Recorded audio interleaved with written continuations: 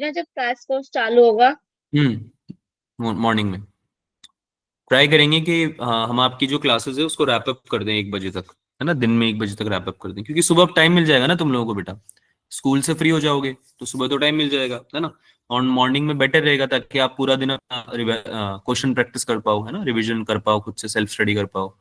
तो will try कि starting में रखेंगे, मॉर्निंग में रखेंगे, ठीक है। तो वो वाली क्लासेस तो बिल्कुल मिस नहीं करनी किसी को भी। अगर आप नीट दे रहे हो इस साल और आपको अगर थोड़ा सा भी मन है निकालने का, तो वो क्लासेस तो बिल्कुल स्किप नहीं करनी है, तो लेनी ही है आपको। पर उस वहां तक जाने में भी मेहनत लगेगी अभी। पहले तो हमें बोर्ड्स देने हैं ना अच्छे से, क्योंकि चलो भाई स्टार्ट करें। Yes sir. Alright, so I am sharing my screen. सब लोग इधर देख के बताओ स्क्रीन विजिबल है क्या। Yes sir. ठीक है, so we left off from here only. ठीक है, we left off at 25 I guess, 25वां क्वेश्चन था लास्ट में। तो 26 से स्टार्ट करते हैं बच्चों, ठीक है। हाँ भाई, तो सवाल पढ़िए जल्दी से, बताइए मुझे आपसे हुआ था या नहीं हुआ था।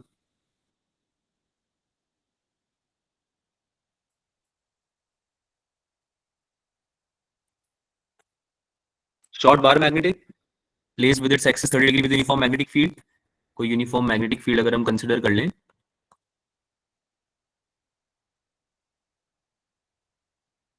तो इसमें बार मैग्नेट आपकी रखी हुई है ना, 30 डिग्री का एंगल बना रही है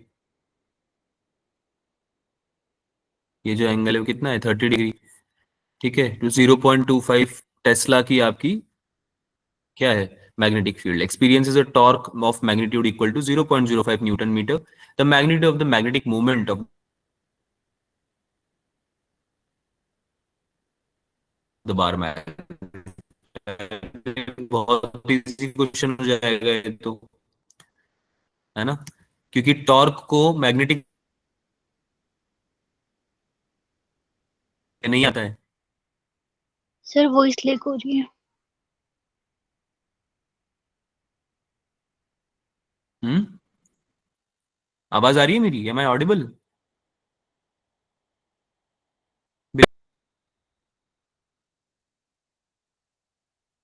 वेट वेट।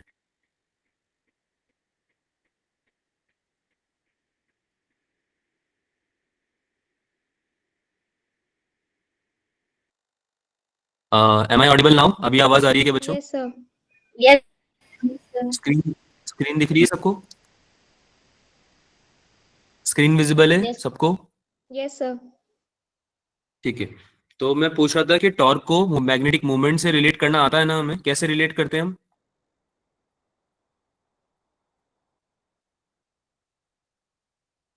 आवाज नहीं आ रही क्या। यस सर आ रही है अब। तो फॉर्मूला नहीं पता है। Sir torque is equals to M B sine theta. बोलो ना बेटा, ये एम क्रॉस बी निकालते हैं ना, yes sir. Yes. Magnetic movement और मैग्नेटिक फील्ड का क्रॉस प्रोडक्ट निकालते हैं तो हमें टॉर्क मिल जाता है, पढ़ा हुआ है हमने। तो ये तो बिल्कुल डायरेक्ट फॉर्मूला बेस्ड क्वेश्चन ही तो था ये, torque equals to M B sine theta, है ना। क्या पूछ रहा है हमसे ये, हमसे पूछ रहा है कि मैग्नेटिक मूवमेंट की वैल्यू कितनी होगी। तो मैग्नेटिक मूवमेंट की वैल्यू कितनी हो जाएगी, T upon B sine theta हो जाएगी क्या, torque upon B sine theta. Yes sir. ठीक है, सबकी वैल्यू दे रखी है, 0.05 न्यूटन टॉर्क दे रखा है, मैग्नेटिक फील्ड की वैल्यू दे रखी है 0.25 टेस्ला।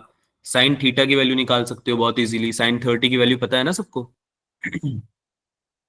Yes sir. 1/2, है ना, साइन 30। तो यहाँ से आंसर आ जाएगा, एम का कितना आंसर आ रहा है, 0.4। Yes sir. Yes sir. 0.4, ठीक है। कोई डाउट इसमें। No sir. Joule per tesla. अगला question, magnitude of the magnetic field near the end of long solenoid is B1 and it at its mid point it is B2। बहुत ही आसान सवाल है, B1/B2 की वैल्यू पूछ रहा है तुमसे। तुमको ये पता है कि सेंटर पे बी इक्वल्स, सेंटर पे बी जो होता है सोलेनॉइड में, वो कितना होता है, म्यू नॉट एन आई होता है, यस जिसमें सर। एन क्या होता है, yes. Number of turns per unit length. Yes, sir. Yes, sir. तो एंड पे कितना हो जाएगा? सेम तो होता नहीं है, एंड पे इसका हाफ हो जाता है, याद करो हमने डिस्कस किया था, Yes, sir. Yes, sir. है ना? तो रेशियो ही तो पूछ रहा है बेटा, B1 और B2 का रेशियो पूछ रहा है, बहुत इजी है, 1/2 आ जाएगा, है ना? Yes, sir.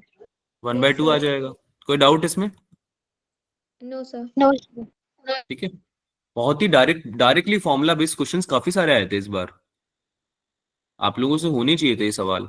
अगला वाला बताओ, energy stored in the capacitor of capacitance 4 microfarad connected in the circuit as shown in the figure will be, है ना? एनर्जी स्टोर्ड बतानी है 4 माइक्रोफेराड वाले में, इस वाले में बतानी है एनर्जी स्टोर्ड। कैसे निकालेंगे? Any ideas? Yes, sir. E is equals to half CV square. Half CV square पढ़ा हुआ है ना हमने ये formula, energy sir. Stored in capacitor, energy stored in capacitor, है ना? कोई डाउट तो नहीं है इसमें किसी को? No, सी sir. की वैल्यू कितनी हो जाएगी? सी की वैल्यू कितनी हो जाएगी? 4 इंटू 10⁻⁻6 फेराड्स Yes, में sir. लेंगे ना, क्योंकि ये तो माइक्रो फेराड में दे रखी है। और वी की वैल्यू कितनी लेंगे?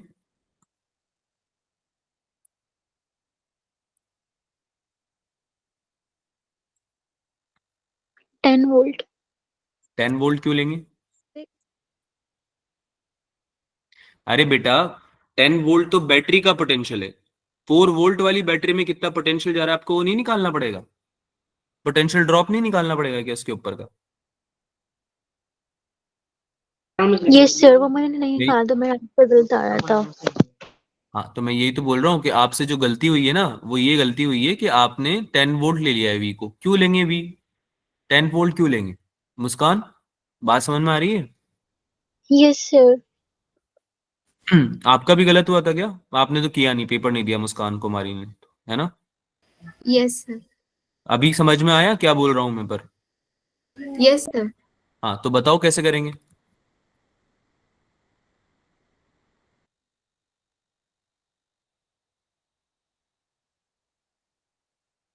बेटा जब आपको कैपेसिटर का सर्किट दिया होता है, जैसे रेजिस्टेंस में सर्किट देते थे हमें, तो हम कैसे सॉल्व करते थे? किसी पर्टिकुलर अगर रजिस्टर में हमें निकालना होता था तो हम कैसे सॉल्व करते थे? सर पैरेलल में वोल्टेज सेम होता है तो फिर इसमें निकालेंगे 4 माइक्रोफैराड पे कितना वोल्टेज होगा। हाँ, तो निकाल पाओगे? हो पाएगा ये या नहीं हो पाएगा? सर एक बार करा दो आप. एक बार कराऊं?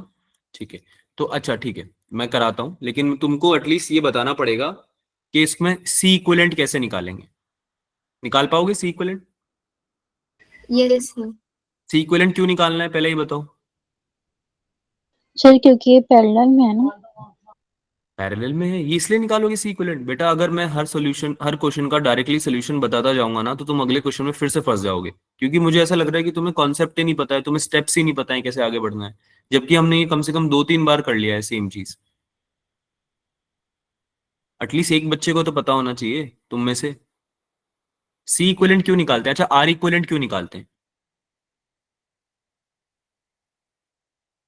सर क्योंकि इसमें सर कैपेसिटर ज्यादा है तो. करंट निकालने के लिए। आवाज नहीं आ रही मुझे, फिर से बोलो। अगर तुम किसी पर्टिकुलर एक सर्किट है, मान लो रेजिस्टेंस, मतलब कैपेसिटेंस में अगर तुम्हें थोड़ा सा समझ में नहीं आता तो इसलिए मैं बोल रहा हूँ कि रेजिस्टेंस को समझ के कर लो। कि अगर मान लो कोई 4-5 रजिस्टर लगे हुए हैं, उसमें कुछ पैरेलल में है कुछ सीरीज में है, ठीक है?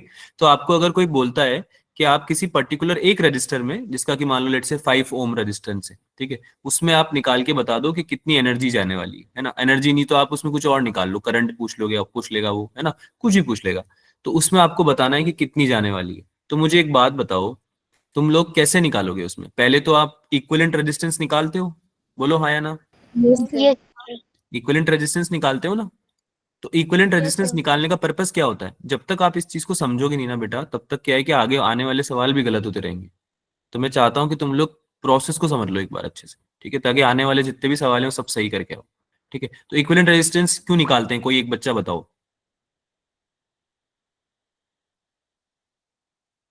अगर किसी एक रेजिस्टेंस में अगर पोटेंशियल ड्रॉप निकालना है तुम्हें, तो इक्विवेलेंट ही तो निकालना पड़ेगा ना पहले, यस सर। राइट? तो यहाँ पे क्या करेंगे?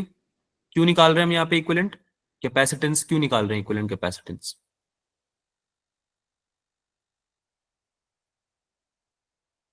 मेरी आवाज आ रही है या तुम रिस्पॉन्ड नहीं कर रहे हो? मुझे बताओ बेटा, मेरा नेटवर्क अगर कभी वीक होता है तो समझ नहीं आता मुझे फिर। सर चार्ज निकालने के लिए? हाँ बेटा, अगर आप चार्ज नहीं निकालोगे एक कैपेसिटर में तो इंडिविजुअली कैसे निकालोगे उसमें कितना पोटेंशियल ड्रॉप आ रहा है? Yes sir. बात समझ में आ रही है? जल्दी से इक्विवेलेंट कैपेसिटेंस निकाल के बताओ सर्किट का, बाकी का सवाल फिर करेंगे। Sir 8 microfarad. बाकी बच्चों से भी आंसर चाहिए मेरे को, ऐसे बैठ के नहीं रहना है बस क्लास में। बेटा बहुत सारे क्वेश्चन हो जाएंगे, ऐसे क्वेश्चन 15-20 और करा दूंगा ना तो भी सेम ही स्टेट पे रहोगे तुम लोग। ऐसे तो ऐसे मत करो यार, थोड़ा क्लास में बैठते हो ना तो सॉल्व करा करो चीजों को। कितना आ रहा है जल्दी से बताओ, इक्विवेलेंट कैपेसिटेंस ही तो पूछ रहा सर हूँ, इसमें क्या 8 हो गया? माइक्रोफैराड आ रहा सर 8 8 माइक्रोफैराड आ रहा है। ये है। Yes sir. अब जब पैरेलल में कैपेसिटर्स होते हैं तो क्या करते हैं हम उनके साथ? डायरेक्टली ऐड करते हैं या 1 अपॉन करके ऐड करते हैं? Sir hmm direct. Directly sir add direct. करते हैं। तो ये कितना हो जाएगा, 2+4 हो जाएगा क्या? Yes sir. 6 yes sir. Microfarad. Yes अब सर। ये 6 माइक्रोफेराड वाला कैपेसिटर इक्विवेलेंट जो तुमने निकाला है, 3 माइक्रोफेराड वाला कैपेसिटर और 6 माइक्रोफेराड वाला कैपेसिटर, ये तीनों सीरीज में है या पैरेलल में है?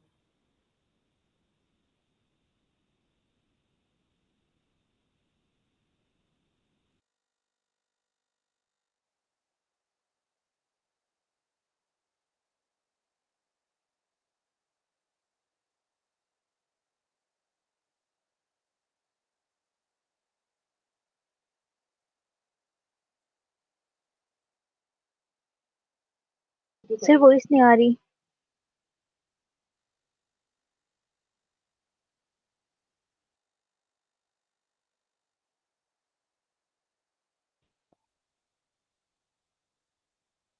एम आई ऑडिबल बच्चों, आवाज आ रही है मेरी? यस सर आ रही है आवाज।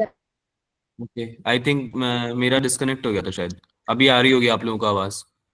Yes sir. आ रही है ना? हाँ, तो मैं क्या पूछ रहा था कि ये जो तीनों कैपेसिटर्स हैं, ये तीनों सीरीज में है या पैरेलल में है?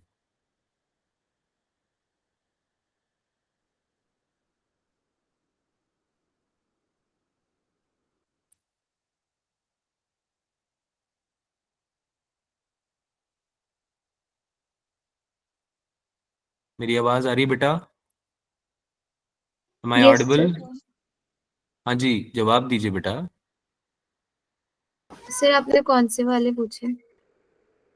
3 मैंने आपको जो बना के दिखाया ना अभी फाइनल सर्किट में, उन तीनों के लिए मैं पूछ रहा हूँ, वो तीनों सीरीज में है या पैरेलल में है? सर 3 और 6 वाले सीरीज में है, बाकी वो पैरेलल में। बाकी वो दोनों का जो इक्विवेलेंट आएगा वो थर्ड वाले से पैरेलल में रहेगा ना? Yes yes sir. Sir. Yes है ना? समझ में आ रही है बात? ये दोनों का जो इक्विवेलेंट आएगा वो इस वाले के साथ यस सर। पैरेलल में रहेगा। तो कितना इक्विवेलेंट आएगा इसका? 1/3 + 1/6, राइट? कितना हो जाएगा ये? 6 नीचे कॉमन एलसीएम आएगा, कितना बनेगा ये? 2+1, 3/6 यानी 1/2। तो सी इक्विवेलेंट कितना आ गया? 2 आया क्या इन दोनों का इक्विवेलेंट? Yes sir. यस है ना? तो now 6 and 2 will be in parallel, तो डायरेक्टली ऐड होके कितना हो जाएगा? 8 माइक्रोफेराड हो जाएगा सी इक्विवेलेंट। यस बोलो हाँ सर। या ना? यस नहीं समझ में आया? आ गया सर। ठीक है। अब जब सी इक्विवेलेंट तुम्हारा निकल गया है तो तुम चार्ज फ्लो निकाल सकते हो। क्या निकाल सकते हो? चार्ज फ्लो निकाल सकते हो, है ना? क्योंकि तुमको सी इक्विवेलेंट पता चल गया है तो नेट चार्ज फ्लो निकाल लोगे। जब नेट चार्ज फ्लो निकालोगे तो मुझे एक बात बताओ, चार्ज कैसे फ्लो होता है कैपेसिटर में? सीरीज में सेम रहता है चार्ज फ्लो या पैरेलल में सेम रहता है या दोनों में रहता है?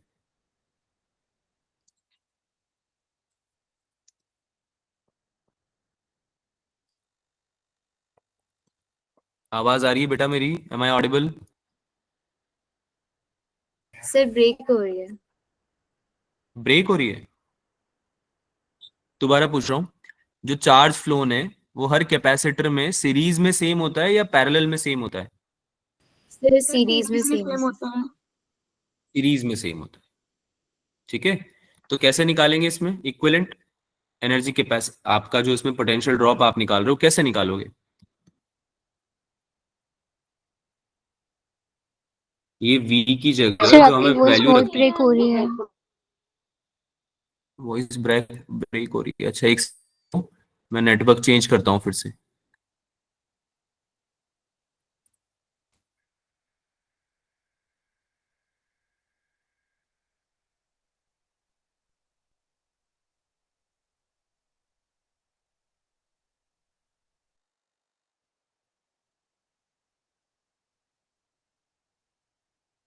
अभी आवाज आ रही है बच्चों? Am I audible? Yes, sir. Am I audible अभी? Yes Yes, sir. ठीक है। हाँ, तो मैं ये बोल रहा था कि अभी तुमको थोड़ा आइडिया लग गया है कि क्वेश्चन सॉल्व कैसे करना है। आपको चार्ज फ्लो निकालना है। किसमें निकालना है? 4 माइक्रोफेराड वाले कैपेसिटर में। जब आप ये निकाल लोगे तो आपको इसके इसके हेल्प के थ्रू आप क्या निकाल सकते हो? उसमें पोटेंशियल ड्रॉप निकाल सकते हो 4 माइक्रोफेराड वाले में। जब ये आपका आंसर आ जाएगा ना, इसको पुट करना है यहाँ पे। ठीक है, इसको वी की जगह पुट करना है। मैं आंसर बता देता हूं, दिस इज योर होमवर्क। ठीक है, आपको तरीका बता चुका हूं मैं। नहीं आता है कोई बात नहीं, बताना मुझे। I can discuss in the next class. I will take it as a doubt also, no problem, but try करना। ठीक है भाई?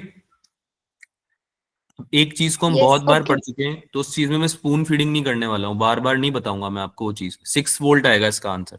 ठीक है, आंसर लिख दिया है मैंने यहाँ पे। ये पीडीएफ में जब शेयर करूंगा ना क्लास के बाद, तो इसमें ट्राई करना एक बार पोटेंशियल ड्रॉप निकालने का। क्या ये बात क्लियर है सबको? Yes, ठीक yes, है, sir. sir. ट्राई जरूर करना है, क्योंकि ऐसे सवाल अगर अभी इस स्टेज पे नहीं हो पा रहे हैं ना, तो हमने कहीं ना कुछ दिक्कत करी है जब हमने पढ़ा था चैप्टर। ठीक है, अगला वाला, what about the next one? ये हुआ? Yes sir. स्ट्रेस क्या होता है? Force per unit area. Yes, sir. Yes sir. ठीक है, बोल क्या रहा है ये? The two wires will have what? Different stress and strain. Stress and strain की बात हो रही है, तो स्ट्रेन क्या होता है? कैसे डिफाइन करते हैं स्ट्रेन को? यंग्स मॉड्यूलस होता है। क्या होता है? Stress upon strain. Yes, sir. Stress upon strain होता है। तो इन दोनों यस सर। एक्सप्रेशन की हेल्प से हम निकाल सकते हैं, क्योंकि यहां से स्ट्रेन क्या हो जाएगा आपका? स्ट्रेन क्या आ जाएगा? Stress upon Young's modulus. Yes, sir. है ना? बात समझ में आ रही है? और यंग्स मॉड्यूलस जो है वो स्टील का ज्यादा होगा एल्यूमिनियम वायर से। दोनों वायर्स का सेम लेंथ है, सेम क्रॉस सेक्शनल एरिया है।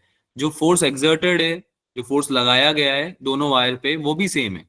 ठीक है, तो स्ट्रेस तो सेम रहने वाला है बोथ एल्यूमिनियम और स्टील वायर के लिए, राइट? लेकिन जो यंग्स मॉड्यूलस होता है स्टील का, वो ज्यादा होता है एल्यूमिनियम वायर से। तो इस वजह से स्ट्रेन जो होगा वो डिफरेंट होगा दोनों वायर में। क्या ये बात समझ में आती है? स्ट्रेस तो सेम रहेगा, क्योंकि स्ट्रेस डिपेंड कर रहा है फोर्स और एरिया पे, और फोर्स और एरिया तो सेम है। अरे समझ में आ रही ना बात? एल्यूमिनियम का वायर हो चाहे स्टील का वायर हो, जब उनका डायमीटर, लेंथ, है ना, और लॉन्गिट्यूडनल फोर्स ये सब सेम है अगर, तो स्ट्रेस बदलेगा क्या दोनों के केस में? नहीं बदलेगा, है ना? लेकिन दोनों का यंग्स मॉड्यूलस तो अलग अलग होता है ना। अब किसका ज्यादा होता है किसका कम होता है ये तुम्हें नहीं पता होगा, दैट आई अंडरस्टैंड। है ना, आपको नहीं पता होगा कि एल्यूमिनियम वायर का ज्यादा होता है या स्टील वायर का, लेकिन ये तो पता होना चाहिए कि दोनों का अलग होगा यंग्स मॉड्यूलस। है ना, मटेरियल पे डिपेंड करेगा ना यंग्स मॉड्यूलस। है ना, तो यंग्स मॉड्यूलस अगर अलग होगा तो स्ट्रेन की वैल्यू भी अलग आनी चाहिए, राइट? Yes, sir. स्ट्रेन होता है स्ट्रेस अपॉन वाई। तो इससे हम आंसर कर सकते थे इस सवाल का। ठीक है, कि भाई सेम स्ट्रेस रहेगा पर स्ट्रेन डिफरेंट रहेगा। कौन सा ऑप्शन हो जाएगा? D option. Yes, sir. ठीक है, अच्छा इसके पहले वाले का भी आंसर नहीं बताया ना शायद मैंने। 200 माइक्रो जूल आएगा इसका। ठीक है, बाकी इसको कैलकुलेट करना, आंसर से मतलब नहीं है। आंसर तो तुम्हें आंसर की में भी मिल जाएगा। आंसर की वगैरह देखते हो क्या तुम लोग? सर इसकी आंसर के लिए आंसर की नहीं आई है अभी? No sir. चलो मैं एक बार आंसर की भी डाल दूंगा इसके साथ में। ठीक है, आज जब मैं शेयर करूंगा ना पीडीएफ आपको, तो उसके साथ आंसर की भी आई शेयर। ठीक है, तो उसमें देख लेना। लेकिन आंसर की में देख के मत ट्राई करना। ये जो सवाल दिया है ना मैंने करने के लिए, उसको पहले बिना देखे करना। ठीक है भाई, क्लियर है? हाँ, Yes, sir. अगला बताओ, इम्पिडेंस। यस सर, ये हो गया था। ये हो गया इम्पिडेंस ऑफ अ सर्किट। क्या होता है? R Z equals to under root R square plus XL square हो जाएगा कि इस केस Yes, में? sir. कैपेसिटर Yes, तो है sir. क्योंकि यहाँ पे है ना, कैपेसिटर होता तो क्या फॉर्मूला लगाते हैं, एक्सएल माइनस एक्सी का whole square, Yes, Yes, sir. sir. है ना। ये बेसिक फॉर्मूलाज है बेटा, ये बात समझ में आती है आप सब लोगों को, आप सब लोगों की समझ Yes, में sir. आती है कि ये सारे बेसिक फॉर्मूलाज हैं। अभी तक हमने जो भी डिस्कस किया है, स्ट्रेस वाला क्वेश्चन हो गया, ये वाला हो गया, है ना, या इसके पहले जो क्वेश्चंस थे वो हो गए, अधिकतर क्वेश्चन फॉर्मूला बेस्ड क्वेश्चन है। और फॉर्मूला भी ऐसे नहीं कि कोई कहीं से छुपा के निकाल लिया हो, जैसे ये tau equals to M B sine theta था, ये क्वेश्चन भी, ये फॉर्मूला भी बहुत कॉमन है ना। ये फॉर्मूला हो गया आपका पैरेलल वायर्स के लिए, मैग्नेटिक फील्ड का per unit length, force per unit length sorry, ये भी बहुत इंपॉर्टेंट फॉर्मूला है ना। तो अधिकतर क्वेश्चन जो हमने किए हैं ना वो सारे फॉर्मूला बेस्ड क्वेश्चन है। अब जैसे कि थोड़ा सोल्यूशन के लिए ये हो गया, ये वाला क्वेश्चन ऑल्दो मैंने कराया हुआ है, लेकिन इसमें थोड़ा सा कैलकुलेशन हो गई, दिमाग लगाना पड़ गया, है ना। ऐसे ही थोड़ा सा दिमाग लगाना इसमें पड़ गया मोमेंट ऑफ इनर्शिया वाले में, पर इसमें भी तुम कर सकते थे इसको। ये क्वेश्चन अच्छा था, 28th क्वेश्चन अच्छा, तो इसलिए बोल रहा हूँ क्योंकि इसमें थोड़ी कैलकुलेशन थी, डायरेक्ट फॉर्मूला बेस नहीं था। पर क्या आप एक चीज नोटिस कर रहे हो मेरी, कि जो ये पेपर्स हम बना रहे हैं, जिनको मैं बोल रहा हूँ पहले से कि अच्छे पेपर्स हैं, इनमें भी कम से कम 50 में से 30 क्वेश्चंस तो फॉर्मूला बेस्ड हैं डायरेक्ट। बोलो हाँ या ना। Yes, sir. Yes, है sir. मुस्कान, है 50 में से 30 क्वेश्चंस फॉर्मूला बेस्ड हैं, है ना। तो केवल अगर तुम Yes. लोग फॉर्मूला भी याद करके चले जाओगे ना बेटा, तो भी तुम्हारा नीट में सिलेक्शन हो सकता है। क्योंकि 30 क्वेश्चन अगर आप फॉर्मूला पे कर ले रहे हो, तो कम से कम 10 क्वेश्चन तो आप दिमाग लगा के भी कर सकते हो, है ना। और 50 में से 40 क्वेश्चन कर लिए तो फिर बचा ही क्या यार, फिर तो तुम्हारे बहुत अच्छे मार्क्स आ जाएंगे, ठीक है, बहुत ही अच्छे मार्क्स आ जाएंगे फिर तो। लेकिन अगर 35 भी हो जाते हैं तो भी आपका सिलेक्शन हो सकता है। मेरा पॉइंट ये है कि आप लोग फॉर्मूला मत भूलो कम से कम, ठीक है। जो भी कॉन्सेप्ट रिवाइज करते हो, जो भी टॉपिक पढ़ते हो, उसका एटलीस्ट फॉर्मूला याद रखो। और फॉर्मूला याद करने के एक ही तरीका होता है कि आप या तो उसको बार बार लिखो, है ना, बार बार भी लिख के थोड़ी याद करोगे, क्वेश्चन के थ्रू याद होते हैं, ठीक है। तो फॉर्मूला शीट बनाना सबसे इंपॉर्टेंट होता है, मैंने पहले भी बताया था। सबके पास है फॉर्मूला शीट अभी सारे चैप्टर्स की? Yes, sir. Yes, बनाई है sir. सब लोगों ने फॉर्मूला शीट? अगर अभी भी नहीं Yes, बनाई है तो अभी भी बना सकते हो, अभी भी टाइम है ना। हर चैप्टर के आपके फॉर्मूला जो भी है ना, इंपॉर्टेंट इंपॉर्टेंट एटलीस्ट, सब आपको पता होने चाहिए, लिखे होने चाहिए कहीं पे, और उसको रिवाइज करते रहा करो पीरियोडिकली। रोज उठ के आधा घंटा कम से कम उसमें देना है। एक दिन में 2-3 चैप्टर करे जा सकते हैं रिविजन कर, है ना। अभी से चालू हो जाओ बेटा, अभी से चालू हो जाओगे तो बाद में बहुत सुकून में रहोगे, है ना, 2-3 महीने के बाद। और बाद में अगर अप्रैल पे छोड़ दोगे सारा, तो बहुत ज्यादा प्रेशर आ जाएगा, ठीक है। ये वाला नहीं हुआ होगा 31st, है ना, ये नहीं हुआ होगा, हुआ, no, sir. ठीक है। इसका कॉन्सेप्ट बस इतना सा है कि अगर रिजिड कंटेनर होता है ना, mean free path of O2 gas molecule in rigid container is lambda, lambda होता है मीन फ्री पाथ, ठीक है। तो रिजिड कंटेनर के केस में, मतलब मैं ये कॉन्सेप्ट इसलिए बता रहा हूँ ताकि अगर फ्यूचर में आप जब पढ़ लो इसको, थोड़ा सा रिवाइज कर लो, ठीक है, तो आपको एटलीस्ट ये कॉन्सेप्ट याद रहे। वॉल्यूम जो होता है ना वो कांस्टेंट हो जाता है, रिजिड है ना, क्योंकि फ्लेक्सिबल थोड़ी है, वॉल्यूम की बात हो रही है ना। वॉल्यूम जो होता है वो कांस्टेंट हो जाता है, ठीक है। तो लैम्डा एक्सप्रेस जनरली हम जो करते हैं इस केस में 1/√2 पाई ND स्क्वायर से करते हैं। अब तुम लोगों ने वो पढ़ा ही नहीं है तो अभी कुछ भी समझ में नहीं आएगा, क्योंकि अभी लैम्डा ही नहीं पढ़ा ना, लैम्डा के बारे में ही नहीं पता अभी तो होता क्या है, मीन फ्री पाथ, राइट। तो डिग्री ऑफ फ्रीडम वगैरह के बारे में बता के कोई फायदा नहीं है, तो पहले इसको आप एक बार पढ़ लो, चैप्टर को पढ़ लो। मैं ट्राई करूंगा कि मैं भी इसको ले लूं, रिवीजन में तो मैं लूंगा ही सही, रिवीजन में मैं सारे चैप्टर लूंगा जो हमने क्रैश कोर्स करा है ना आप लोगों के लिए डिजाइन, मैंने जो बताया ना आपको कि क्रैश कोर्स होगा, उसमें सारे चैप्टर्स लूंगा मैं, सारे 11th 12th के सारे चैप्टर्स, ठीक है। लेकिन आप ट्राई करना कि उसके पहले एटलीस्ट एक बार आप खुद से जो चैप्टर आपने बिल्कुल भी नहीं पढ़ा है, जैसे केटीजी थर्मोडायनेमिक्स नहीं पढ़ा है हमने, SHM वेव्स नहीं पढ़ा है हम लोगों ने, है ना, एक बार भी नहीं पढ़ा है अभी तक, क्लास में नहीं पढ़ा है ना, तो उनको खुद से एक बार उनके या तो वन शॉट वीडियोस देख लो, या फिर कोई मॉड्यूल से पढ़ना है मॉड्यूल से पढ़ लो, पर एक बार उनको पढ़ लो। Is this clear with everyone? Yes, sir. ठीक है, इन टॉपिक्स को आप एक बार खुद से पढ़ लेना ताकि ये क्वेश्चंस आप एटलीस्ट अटेम्प्ट कर पाओ। अगला वाला बताओ,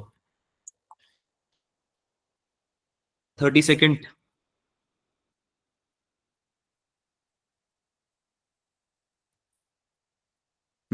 हुआ?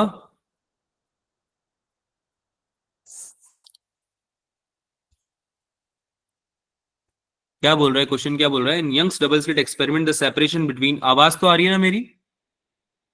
Yes, sir.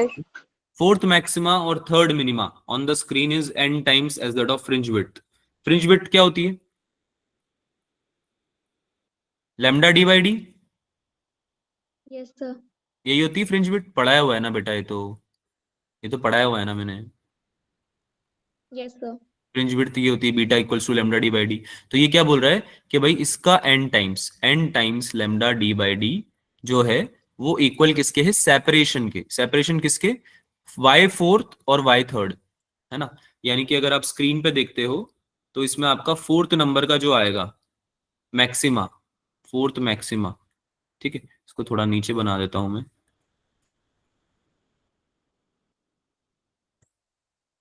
लेट्स से ये सेंट्रल मैक्सिमा यहाँ पे है, ठीक है. तो जो फोर्थ मैक्सिमा है और जो थर्ड मिनिमा है, थर्ड मिनिमा, इनके बीच का जो सेपरेशन है इसके इक्वल है lambda N lambda D by D. तो इसको मैं ऐसे लिख सकता हूं कि जो वाई फोर मैक्सिमा का जो डिस्टेंस है सेंट्रल ब्राइट फ्रिंज से ऑब्वियसली, है ना, माइनस वाई थ्री मिनिमा का जो डिस्टेंस है, इन दोनों के बीच का सेपरेशन वो N lambda D by D के इक्वल है. ऐसा लिख सकता हूं? Yes, sir. बोलो हाँ या ना, है ना. और वाई फोर मैक्सिमा को कैसे लिखूंगा? What will be the value of Y four maxima, मतलब फोर्थ मैक्सिमा को कैसे लिखूंगा? इसका जो डिस्टेंस है, will this be four lambda D by D? Yes, sir. अरे फॉर्मूला भूल गए क्या? N lambda D by D. Yes, sir. हाँ. और उसके लिए क्या होता था? मिनिमा के लिए क्या होता था? 2n plus 1 lambda d by 2t. Very good. तो ये कितना हो जाएगा? 5 lambda D upon two D. Yes, sir.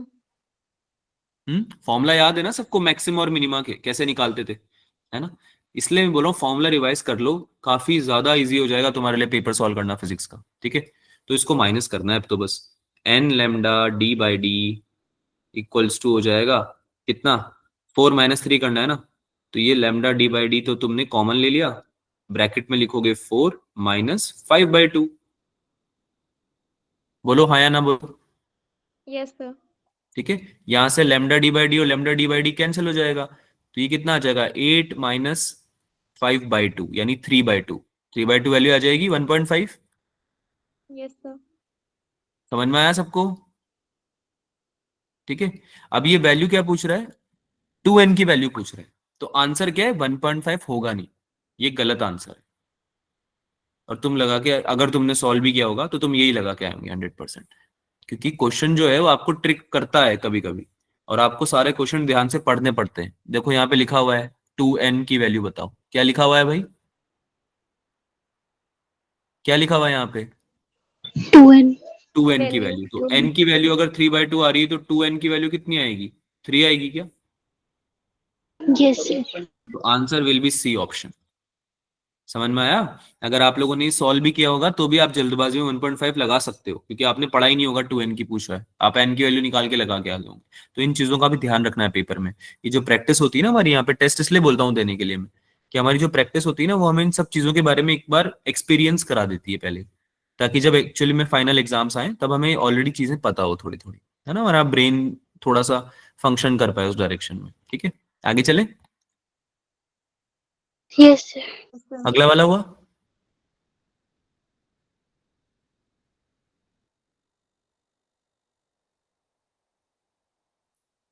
Sir ये गेट्स के क्वेश्चन नहीं हो पाते. बिल्कुल भी नहीं हो पाते क्या? चलो मैं एक बार लॉजिक गेट्स ले ही लूंगा. सेमीकंडक्टर्स में पढ़ाने का सोच भी रहा था रिवीजन में, तो मैं एक बार सेमीकंडक्टर फिर से ले लूंगा. ठीक है. वैसे तो बेटा ट्रुथ टेबल वाले क्वेश्चन तो इजी होते हैं, मैंने तुम्हें सिखा रखा है, तुम बस गेट्स पढ़ के चले जाओ. उस देखो अब ये क्वेश्चन तो क्या है कि थोड़ा सा हो सकता है आपको दिक्कत करे, बट जो डायरेक्टली बेस्ड आते हैं ना, कि आपको बस जैसे और गेट दे दिया या एंड गेट दे दिया, है ना, या उनका कॉम्बिनेशन दे दिया, और तुमसे ये पूछ लिया कि बताओ आउटपुट क्या आने वाला है, यानी ट्रुथ टेबल बनानी है, तो वो तो बहुत इजी क्वेश्चन होते हैं. आपको बस याद रखना है कि होता क्या है, और गेट या एंड गेट या नॉर गेट या नैंड गेट. ठीक है. तो इसमें कौन सा गेट दे रखा है बता सकता है कोई?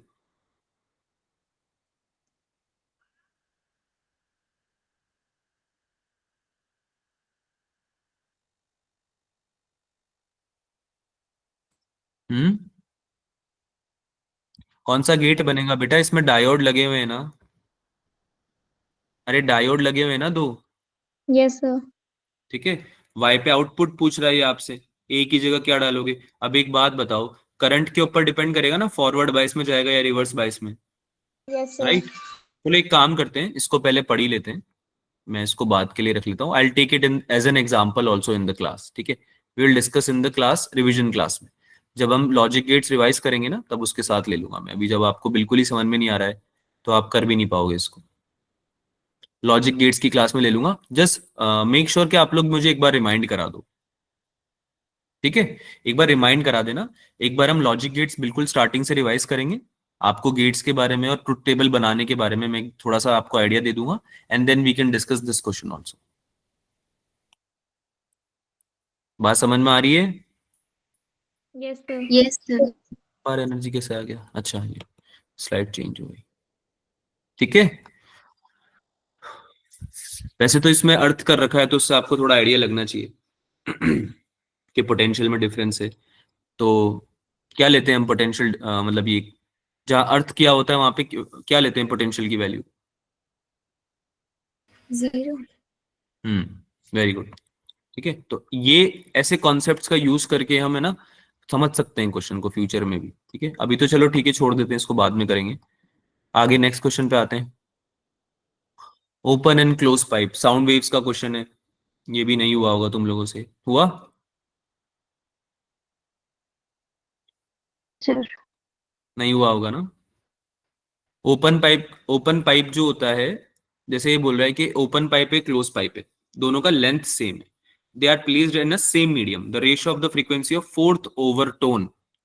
फोर्थ ओवरटोन का मतलब है कि फिफ्थ फ्रीक्वेंसी हमें निकालनी है, F5 की वैल्यू निकालनी है मतलब, ठीक है? तो ओपन पाइप के लिए और क्लोज पाइप के लिए एक फॉर्मूला होता है फिक्स, ठीक है? तो उसके हिसाब से आप निकाल सकते हो। तो क्लोज पाइप का फोर्थ ओवरटोन F9 बनता है और फोर्थ ओवरटोन ओपन पाइप का F5 बनता है। तो उनका तो फॉर्मूला डाल के सीधे वैल्यू निकल जाता है। लेकिन ये बात पता होने के लिए आपको चैप्टर पढ़ना पड़ेगा, जो कि आपने अभी साउंड वेव बिल्कुल भी नहीं पढ़ा है, ठीक है?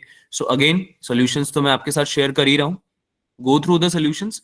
बट जो ऐसे क्वेश्चंस है ना जिन चैप्टर के जो हमने बिल्कुल नहीं पढ़े, वो हमें क्वेश्चन ही तब समझ में आएंगे जब हम थोड़ा सा पढ़ लेंगे, ठीक है? तो क्लोज पाइप और ओपन पाइप पे बहुत क्वेश्चंस आ रहे हैं, पहले भी आए थे एक, शायद पहले वाले टेस्ट में भी आए थे, क्लोज पाइप पे आया था शायद एक क्वेश्चन, है ना? तो इसको एक बार पढ़ लेना, इसका फॉर्मूला एक बार पढ़ लेना, ठीक है भाई? Yes, sir. लिख देता हूं मैं, ओपन पाइप और क्लोज्ड पाइप, साउंड का क्वेश्चन है ये, ठीक है? तो ओपन पाइप और क्लोज पाइप की केस में ओपन के लिए फोर्थ ओवरटोन बनता है F5 और इसके लिए F9 बनता है। तो इनकी आप फॉर्मूला से डायरेक्ट वैल्यू निकाल सकते हो, ठीक है? तो उनका रेशियो भी निकल जाएगा। अगला वाला हुआ, कौन से टॉपिक का क्वेश्चन है ये?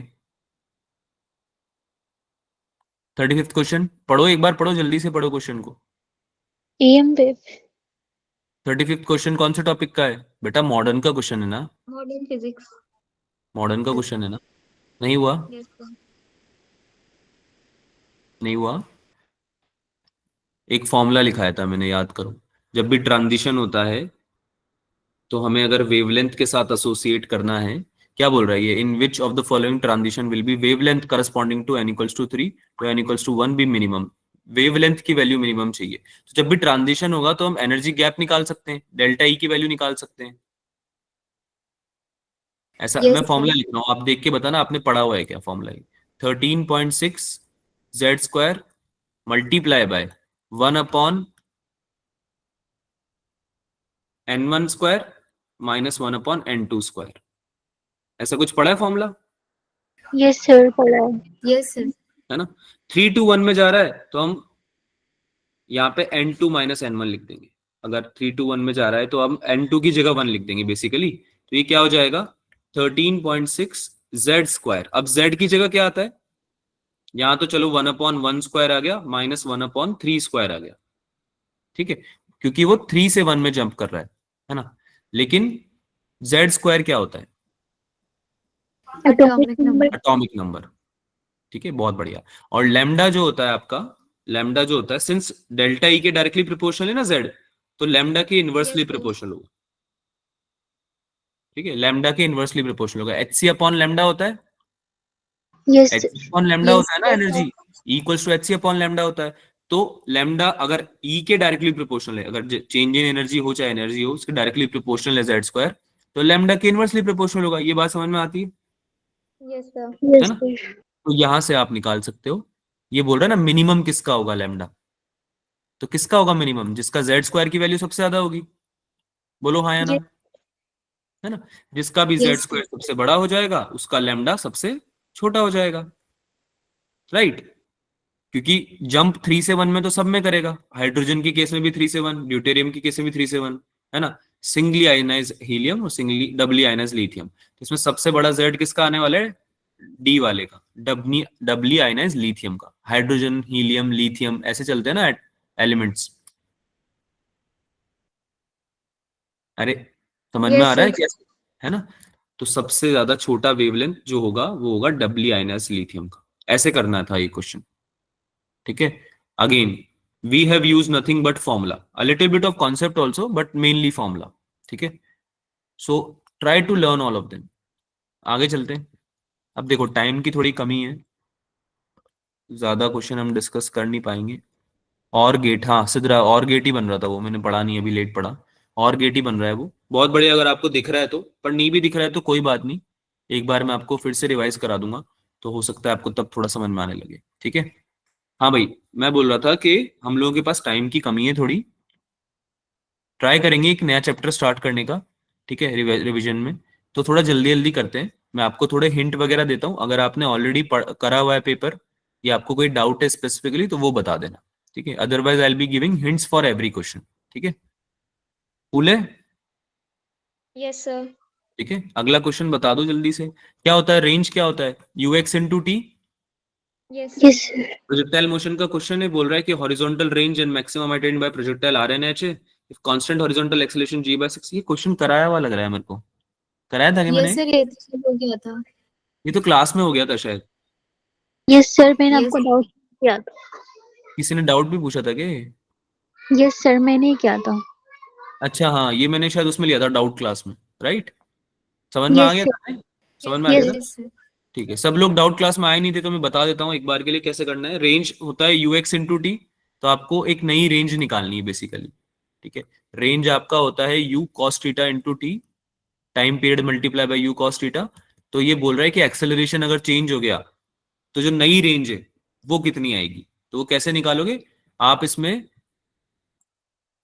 नई रेंज निकालोगे आर डैश, जिसमें कि आप क्या यूज करोगे? आप यू कॉस थीटा तो यूज करोगे इसे, you cos theta into T, लेकिन इसके साथ में आपको ये भी समझना पड़ेगा कि अब जो हॉरिजॉन्टल एक्सेलरेशन हमेशा जीरो मान के चलते थे वो अब नहीं रहा है जीरो। इनिशियली आप पहले क्या मानते थे कि हॉरिजॉन्टल एक्सेलरेशन जीरो है, लेकिन अब हॉरिजॉन्टल एक्सेलरेशन भी है, तो यहाँ पे आपको रेंज में हाफ ए टी स्क्वायर भी करना पड़ेगा, है ना? आपको हॉरिजॉन्टल एक्सेलरेशन का कंपोनेंट भी ऐड करना पड़ेगा रेंज निकालने में, तो उससे निकल जाएगा। ठीक है भाई, आगे चलें, समझ में आया? है ना? पहले ए एक्स को जीरो लिया करते थे, अब ए एक्स भी दे दिया इस सवाल में। जनरली आप जब ऐसे प्रोजेक्टाइल बनाते थे ना, तो आप केवल वर्टिकली ही एक्सेलरेट करते थे ग्रेविटी से, हॉरिजॉन्टली कोई एक्सेलरेशन नहीं मान रहे थे हम। लेकिन इस सवाल में इन्होंने क्या किया, इन्होंने ए एक्स भी दे दिया, इन्होंने बोला ए एक्स भी है। ठीक है, तो उसके केस में हम क्या करेंगे, हाफ ए टी स्क्वायर का एक कॉम्पोनेंट ऐड कर देंगे। ठीक है, हाफ ए टी स्क्वायर को पहले जीरो क्यों कर रहे थे? क्योंकि हॉरिजॉन्टल एक्सेलरेशन जीरो था, राइट? अरे क्लियर है? Yes, sir. ठीक है, अगला सवाल पढ़ो, जल्दी पढ़ो। अब ये अच्छा सवाल है, इसमें काफी ज्यादा कैलकुलेशन भी थी, तो ये शायद आप लोगों से नहीं हुआ होगा। लोवेस्ट पॉइंट पे आपको सबसे पहले तो इक्वेशन लिखनी थी, लोएस्ट पॉइंट पे और for that matter highest point पे भी। A stone of mass 1 kg tied to an inextensible string of length L equals to 2.5 meters whirling in a circular path. whirling मतलब घुमा रहे हो, देखा है कभी ऐसे? मूवीज में देखा हो या खुद में किया हो? एक पत्थर बांधते हो तुम ऐसे धागे से और उसको ऐसे घुमाते हो ना गोल गोल, खेलने के लिए बचपन में घुमाते हैं ना वैसे। ठीक है, तो वही कर रहा है ये। एक पत्थर बांधा उसने, स्टोन बांधा एक थ्रेड से, धागे से और ऐसे घुमा रहा है, ठीक है, तो उसको सर्कुलर मोशन में घुमा रहा है, बेसिकली सर्कुलर पाथ पे घुमा रहा है, ठीक है, कुछ ऐसा बनेगा ये, ठीक है। तो एक तो सबसे टॉप पे जाएगा और सबसे बॉटम पे जाएगा, तब इसकी जो टेंशन है वो हमें लिखनी है, क्योंकि टेंशन आएगी ना स्ट्रिंग में बेटा। अगर तुम किसी Yes, स्ट्रिंग sir. से किसी पत्थर को बांध के घुमाओगे ऐसे, तो उसमें कुछ टेंशन तो आएगी, सही बोलो, समझ में आती है बात, Yes, sir. है ना। तो ये बोल रहा है कि if the ratio of the maximum tension in the string to the minimum tension in the string is 3 and if g is taken as 10 the speed of the stone at the highest point of the circle, यहाँ पे speed पूछ रहा है। तो मान लो तुम इसको circular motion घुमा रहे हो और क्लॉकवाइज डायरेक्शन में, तो यहाँ पे जो स्पीड आएगी ना उसकी वैल्यू पूछ रहा है तुमसे, ठीक है। कैसे निकालेंगे? लोएस्ट पॉइंट पे जो टेंशन होगी वो होगी मैक्सिमम, क्योंकि उस टाइम पे ग्रेविटी भी लग रही होगी नीचे, बोलो हाँ या ना। Yes, sir. लॉजिक समझ में आया? लोएस्ट पॉइंट पे Yes. एक तो वो सबसे ऊपर जाएगा, एक ही सबसे नीचे जाएगा। तो जब सबसे नीचे जाएगा उस केस में अगर तुम इसको स्टडी करो, रोक दो उसको, मान लो, है ना, ये पत्थर को तुमने रोक दिया जब ये सबसे नीचे गया है ये सर्कुलर मोशन में ही, लेकिन सबसे नीचे जाके तुमने इसका फोटो ले लिया या रोक दिया इसको, तो इस पॉइंट पे जब स्टडी करोगे तो इसमें टेंशन भी आ रही होगी ऊपर की तरफ, है ना, और नीचे की डायरेक्शन में ग्रेविटी का फोर्स भी लग रहा होगा, क्या ग्रेविटेशनल फोर्स, Yes, sir. है ना। इसके अलावा और जो भी फोर्सेस लग रहे हैं सर्कुलर मोशन की वजह से वो तो लगेंगे सही, mv² / r तो लगेगा ही सही, लेकिन ग्रेविटी एक एडिशनली ऐड हो रही है, माइनस नहीं हो रही, ऐड हो रही है ना, टेंशन में, तो टेंशन मैक्सिमम हो जाएगा, बोलो हाँ या ना, Yes, sir. ठीक है। तो इसकी केस में हमें इक्वेशन लिखनी है, तो मैक्सिमम टेंशन हमारी तब आएगी जब ये सबसे लोवेस्ट पॉइंट पे होगा। तो यहाँ लिख देता हूं मैं तुम्हारे लिए, कहीं जगह है क्या, यहाँ पे कर देता हूँ उसको, ठीक है। 37th क्वेश्चन को यहाँ पे कर रहा हूं मैं सॉल्व, ठीक है। Any problem? No sir. No, sir. समझ में आ जाएगा ना, याद रखना इसको, यहाँ पे किया है हमने, ठीक है। तो टी मैक्स की वैल्यू लिखनी है पहले, तो टी मैक्स कब होगा? टी ए पॉइंट पे। ए पॉइंट कौन सा है? नीचे वाला। कौन सा ए पॉइंट? नीचे वाला, ये वाला पॉइंट, ठीक है। और ये हो जाएगा हमारा सी पॉइंट लेट से, है ना, कुछ बोल देते हैं इसको, बीच वाला पॉइंट कोई होगा बी पॉइंट, उसको बी मान लेंगे, ठीक है। पर हमारा काम केवल ए और सी से है लेट से। तो नीचे वाले पॉइंट पे मैक्सिमम टेंशन आ गई, तो टी मैक्स की वैल्यू क्या, मैं ये लिख सकता हूँ, ध्यान से देख के मतलब पढ़ के बताओ। T max will be equals to, आ जाएगा m g plus m we square upon are.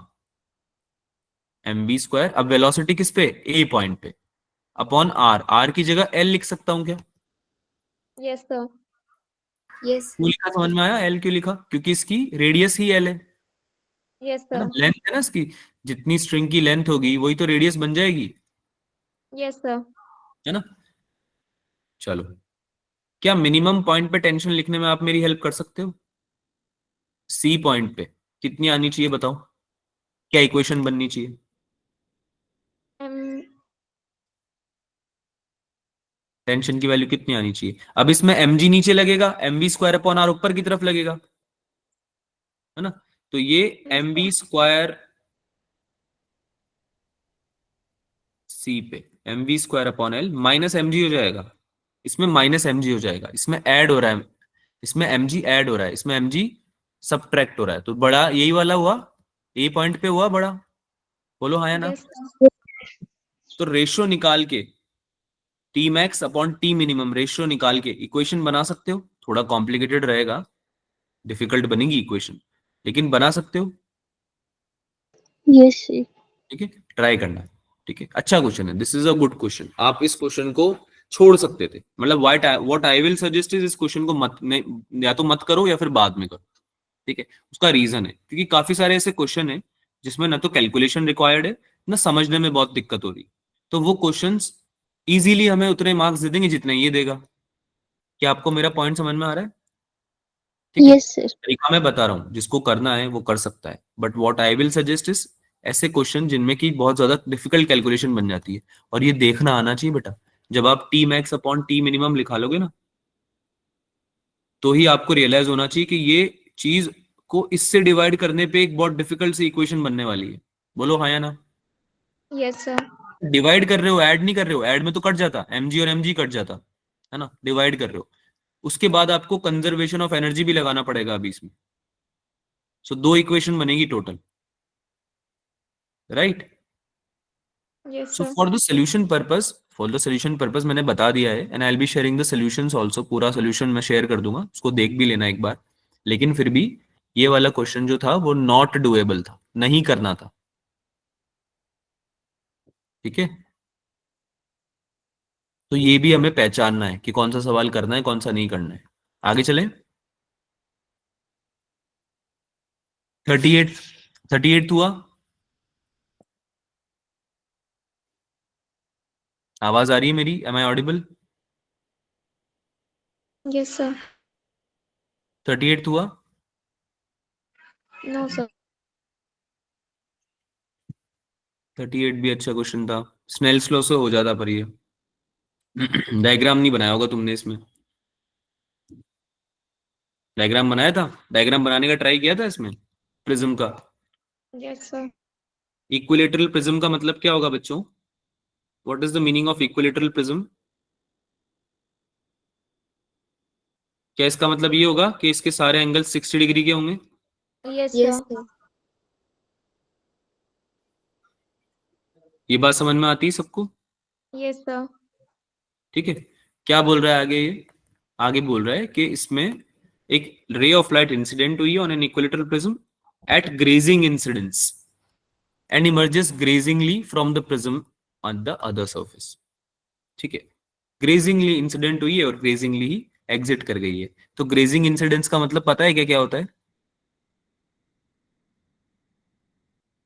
No, sir. फिर क्वेश्चन नहीं हो पाता। वैसे हमने डिस्कस किया था एक बार ग्रेजिंग क्वेश्चन, मतलब डिस्कस किया था ग्रेजिंग इंसिडेंट्स पे, पर कोई बात नहीं है, एक ही बार किया था तो हो सकता है कि आपको याद नहीं रहे, इट्स ओके। ग्रेजिंगली मतलब parallel to the prism, parallel to prism.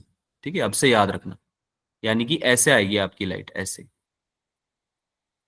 ठीक है, जैसे प्रिज्म है ना, प्रिज्म की साइड है, तो ऐसे लाइट आ रही है आपकी। ठीक है, ऐसे लाइट आएगी और यहां से रिफ्लेक्ट करेगी, ऐसे रिफ्लेक्ट करेगी और ऐसे ही ग्रेजिंगली जा रही है, तो मतलब पैरेलली चली जाएगी क्या वापस? Yes, sir. Yes. पैरेलली ही चली जाएगी वापस। ठीक है, तो अगर आप ध्यान से समझो तो ये थीटा एंगल बनाएगी इधर से, और सेम एंगल बनाएगी थीटा इधर से भी। बोलो हाँ या ना? Yes, sir. Yes, sir. इसे बना देता हूं ताकि तुम्हें समझ में आ जाए।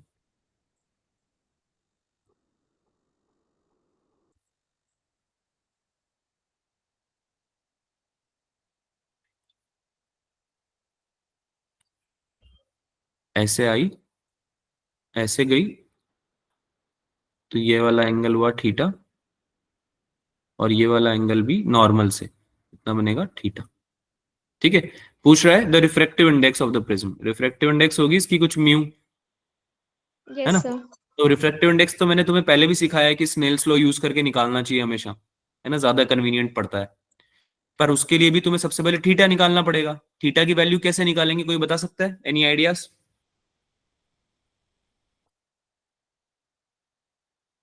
भूल गए हैं, सब चीजें भूल गए हैं, है ना? जो एंगल होता है प्रिज्म का,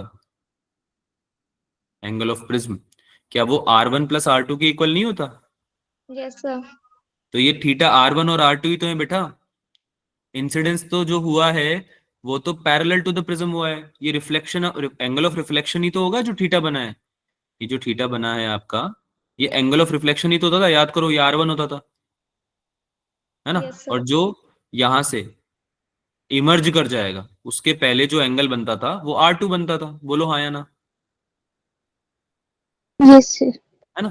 तो थीटा थीटा जो दे रखे हैं ना दोनों, वो दोनों R1 और R2 ही हैं। तो ए की वैल्यू कितनी आ रही है? 2 थीटा आ रही है क्या? Yes, sir. है ना? याद भी रखना, काफी इंपॉर्टेंट है, काफी इंपॉर्टेंट है। जो एंगल ऑफ प्रिज्म अगर 60 डिग्री हो ना, इक्विलेटरल ट्राइंगल हो, बेसिकली इक्विलेटरल प्रिज्म हो अगर आपका, तो थीटा जो होता है उसकी वैल्यू जो आती है वो 30 डिग्री आती है।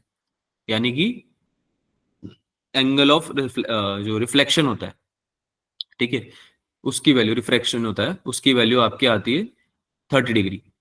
ठीक है, ग्रेजिंग इंसिडेंस के केस में, लेकिन ग्रेजिंग इंसिडेंस होना चाहिए, वरना फिर कुछ और वैल्यू आ सकती है। ठीक है, तो ये वैल्यू आ जाएगी थीटा इक्वल्स टू 30 डिग्री। कैसा है पता है ना? ए की वैल्यू 60 है क्योंकि ए की वैल्यू 60 है, ठीक है। तो थीटा 30 डिग्री आ गया, अब तो बहुत इजी हो गया, बाहर एयर होती है, स्नेल्स लॉ लगा दो इसमें ए बी पे, ये ए ये बी ये सी, तो ए बी पे स्नेल्स लॉ लगा दो, क्या हो जाएगा स्नेल्स लॉ बताओ? 1 × क्या होता है Snell's law? n1 sin theta 1 equals to n2 sin theta 2, है ना? या फिर Yes, sir. μ1 × sin i equals to μ2 × sin r, ये भी बोल सकते हो। तो ये 1 × sin 90 हो जाएगा क्या? Yes, sir. Yes, sir. समझ में आया 90 कैसे हुआ? अरे Yes, यार ये sir. साइड है, ये नॉर्मल है, अगर ऐसे इसके पैरेलल आ रही है तो एंगल तो 90 डिग्री का ही बना रही है ना नॉर्मल के साथ में। Yes, sir. तो आई है वो तो 90 डिग्री बन रहा है ना? तो इसलिए हमने साइन आई की वैल्यू ली है साइन 90। और 1 क्यों लिया है? क्योंकि एयर का रिफ्रैक्टिव इंडेक्स 1 होता है, जो कि बाहर है, अंदर की तरफ म्यू माना है हमने। और साइन आर की जगह कितना हो जाएगा बच्चों? 30 हो जाएगा क्या? 30. है ना? समझ में आ रहा है ना सबको ये? Yes, sir. साइन 30 यहां से निकल जाएगी म्यू की वैल्यू, कर लोगे सॉल्व अब तो? 2 आ रहा है इसका आंसर, निकाल लोगे ना भाई म्यू की वैल्यू? साइन 90 की वैल्यू पता है ये 1 होती है, साइन 30 की 1/2 होती है ना? चलो भाई अगला सवाल बताओ जल्दी से। बर्नौली प्रिंसिपल यूज होगा। What is the lift force on the wing of total area? ठीक है, फ्लूइड का क्वेश्चन है, इसको भी स्किप करते हैं, टाइम की भी कमी है और पढ़ा भी नहीं है, बता देता हूँ फिर भी आइडिया के लिए। बर्नौली प्रिंसिपल यूज होगा इसमें, जब पढ़ोगे तो ट्राई जरूर करना, अच्छा क्वेश्चन है। और समझ में नहीं आता है तो पूछना भी सही कि सर कैसे हुआ, समझ में नहीं आया, ठीक है। आगे चलें। Yes, sir. अगर आप में से किसी ने पढ़ा भी हुआ होता है ना, जैसे मैं अज्यूम करता हूँ क्योंकि मैंने नहीं पढ़ाया तुम्हें, तो पर तुमने से अगर तुमने खुद ने अगर पढ़ रखा है और सवाल भी अटेम्प्ट किया है पढ़ के, तो पूछ लिया करो। ऐसा नहीं कि सर ने बोल दिया अभी नहीं पढ़ा तो हम पूछेंगे भी नहीं, है ना? अगर जेन्युइनली आपको डाउट है, आपने पढ़ा हुआ है, तो पूछ लिया करो, मैं बता दूंगा, मैं तुम्हारे लिए बता दूंगा। अगला सवाल, ये तो हो गया होगा यार, एफबीडी बनाई इसकी? अरे एफबीडी बनाई पुली की। 2 लाइट कॉपर वायर्स हैं जिनकी लेंथ सेम है, क्रॉस सेक्शनल एरिया भी सेम है ना? और if elongation of wire is I, wire I is L, then elongation on wire two is, sorry I नहीं, फर्स्ट वायर में अगर एल है एलोंगेशन, तो सेकंड वायर में कितना होगा ये पूछ रहा है तुमसे। तो मुझे एक बात बताओ, अगर वायर अलग अलग है तो टेंशन सेम आएगी या अलग आएगी? Same आएगी. अलग आएगी। बेटा सेम वायर में सेम टेंशन आती है ना? Yes, अगर sir. वायर बदल जाएंगी तो सेम टेंशन क्यों आएगी? अलग आएगी ना? अलग आएगी. ठीक है, वायर अलग होंगे तो अलग टेंशन आएगी। अभी दोनों वायर अलग है ना, वायर नंबर 1 वायर नंबर 2, तो लेट्स से Yes, कि sir. इसमें T1 टेंशन है, इसमें T1 टेंशन है, दोनों सेम ही है, लेकिन ये वाला वायर अलग है, तो इसमें कितनी आ रही होगी? T2 आ रही होगी, कुछ और आ रही होगी, है ना? नीचे लग रहा है mg, तो क्या हम ये बोल सकते हैं कि जो 2T1 है वो T2 के इक्वल है? क्या ये बोल सकते हैं बच्चों? Yes sir. है ना? Yes. अगेन ये क्वेश्चन आपका एनएलएम का नहीं है, ये क्वेश्चन आपका मैकेनिक्स ऑफ सॉलिड का है, क्योंकि ये आपसे चेंज इन लेंथ पूछ रहा है, चेंज इन लेंथ पूछ रहा है, डेल्टा एल की वैल्यू। स्ट्रेस और स्ट्रेन वाला चैप्टर है ना, उसका क्वेश्चन है ये। जो डेल्टा एल होता है वो होता है एफ एल अपॉन ए वाई, है ना? बात समझ में आ रही है? Yes, sir. अरे यार स्ट्रेस अपॉन स्ट्रेन कितना होता है? Young's modulus. स्ट्रेस होता है फोर्स अपॉन एरिया, स्ट्रेन होता है change in length per unit length, यही होता है, कितना Yes, चेंज आया sir. लेंथ में, है ना? ये होता है वाई के इक्वल। तो यहां से निकल जाएगा ना डेल्टा एल इक्वल्स टू कितना हो जाएगा, ये एल जाके ऊपर चला जाएगा, फोर्स से मल्टीप्लाई हो जाएगा, ए नीचे जाएगा और फिर वाई से जाके मल्टीप्लाई हो जाएगा, तो यही तो बनेगा फॉर्मूला। अरे कुछ समझ में आ भी रहा है? आवाज आ रही है? Yes sir. नेटवर्क चले Yes. गए फिर से? आवाज आ रही है ना? तो एफ एल अपॉन ए वाई से निकल जाएगा चेंज इन लेंथ। अब सेम डायमेंशन दे रखी है मटेरियल की, तो जो चेंज इन लेंथ है वो केवल फोर्स पे ही डिपेंड करेगा, राइट? जो चेंज इन लेंथ है वो केवल फोर्स पे ही डिपेंड करेगा, ठीक है? तो जो तुम्हारा सेकंड वायर है उसमें जो एलोंगेशन होगा वो ट्वाइस हो जाएगा फर्स्ट वाले के। समझ में आया क्या बोला मैंने? ये बोल रहा है ना सेम डायमेंशन है, सेम लेंथ है, क्रॉस सेक्शन एरिया भी सेम है, तो ए पे फर्क ए का फर्क नहीं पड़ेगा, एल का फर्क नहीं पड़ेगा, बोलो पड़ेगा क्या? No sir. है ना? तो अभी y के बारे में हमें कोई इन्फॉर्मेशन है नहीं, तो हम सिंपल क्या बोलेंगे कि f पे फर्क पड़ेगा। ठीक है, तो सिंस फर्स्ट वाले में और सेकंड वाले में टेंशंस का जो रिलेशन है, ये एक ही फोर्स है जो कि रिलेट कर पा रहा है फर्स्ट वायर और सेकंड वायर को, बोलो हाँ या ना? Yes sir. टेंशन फोर्स ही है ना बस जो रिलेट कर पा रहा है। तो हम इससे बोल सकते हैं कि जो एलोंगेशन सेकंड वाले में आएगा ना वो फर्स्ट वाले का डबल होगा। क्या ये बात समझ में आती है? Yes sir. राइट, तो कितना हो जाएगा, 2l हो जाएगा क्या आंसर? Yes sir. है ना, फर्स्ट वाले में अगर l है तो सेकंड वाले में कितना हो जाएगा, 2l। अब बताओ इसमें कोई डाउट?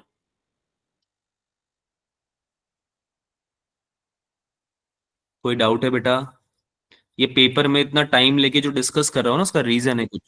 ठीक है, ये बहुत इंपॉर्टेंट है ये पेपर, और एक एक सवाल तुम्हारे लिए बहुत ही क्रूशल रोल प्ले कर सकता है। सारे टॉपिक्स, पूरा नीट का सिलेबस आ रहा है इस पेपर में, फुल लेंथ टेस्ट है, इसको सीरियसली ले लो थोड़ा यार। अभी मैं टॉपिक पूरा पढ़ा सकता था इसकी जगह पे एक, पर वो मैंने ज्यादा इंपॉर्टेंट इस पेपर को डिस्कस करना समझा। तो आप लोग भी थोड़ा रिस्पॉन्ड तो करो। हाँ मुस्कान बोलो। सर यहाँ पर जो आपने कहा ना 40 वाले क्वेश्चन में कि यहाँ पे एल पे फर्क नहीं पड़ेगा, तो एल तो पढ़ना चाहिए ना उस पे तो। एल पे फर्क नहीं पड़ेगा मतलब समझा नहीं बेटा, एलोंगेशन की बात हो रही है, लेंथ सेम है वायर की, हम एलोंगेशन की बात करें। देखो ये लिखा हुआ है ना, 2 लाइट कॉपर वायर्स, दोनों कॉपर के हैं, दोनों कॉपर के वायर हैं, बोलो हाँ या ना, बोलो जल्दी। Yes sir. तो यानी कि y1 इक्वल्स टू y2 होने वाला है, सेम होने वाला है यंग्स मॉड्यूलस, यस सर। है ना। उसके बाद बोल रहा है सेम लेंथ के हैं, तो इसका L भी सेम होने वाला है, L1 इक्वल्स टू L2। ये जो L लिखा है ना हमने, ये वाला L, ये सेम होने वाला है दोनों वायर्स के लिए। Yes sir. राइट, एरिया भी सेम है क्योंकि क्रॉस सेक्शनल एरिया भी बोल रहा है ये, क्रॉस सेक्शनल एरिया भी सेम है, तो y भी सेम है, क्रॉस सेक्शनल एरिया भी सेम है, L भी सेम है, तो बचा कौन सा चीज, फोर्स ही तो बचा। डेल्टा L किस पे डिपेंड करेगा, फोर्स पे। फोर्स पे करेगा। फोर्स कौन सा है यहाँ पे, टेंशन फोर्स। यस सर, आ गया समझ। ना, दोनों वायर के बीच में जो एक ही फोर्स है बस टेंशन फोर्स है।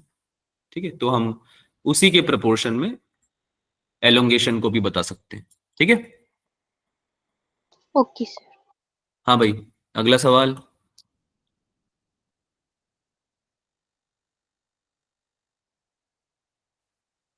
ठीक है, ये भी नहीं हुआ होगा तुम लोगों से, हुआ किसी से ये? नो सर, ये नहीं हुआ। नहीं हुआ होगा। एंगुलर मोमेंटम कंजर्व करना था इसमें।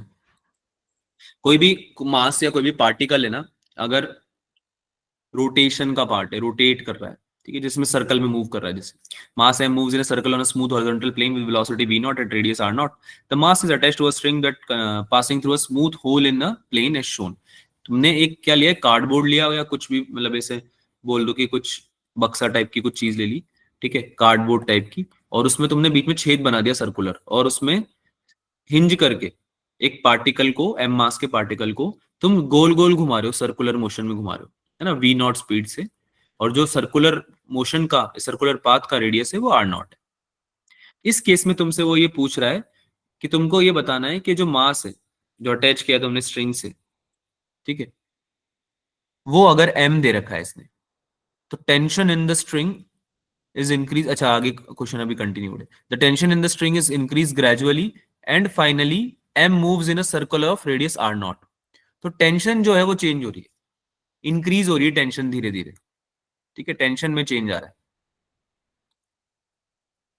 इसी का क्वेश्चन है ना ये? हाँ, टेंशन में धीरे धीरे चेंज आ रहा है, तो उसकी वजह से क्या हो रहा है, आपका काइनेटिक एनर्जी में चेंज आएगा। अगर टेंशन में चेंज आ रहा है तो काइनेटिक एनर्जी में चेंज आएगा, क्योंकि रेडियस अब कम हो गया है, moves in a circle of radius R naught by 4। पहले आर नॉट पे मूव कर रहा था, अब किस पे मूव कर रहा है, आर नॉट बाय 4। बात समझ में आई क्या बोल रहा हूं? Yes sir.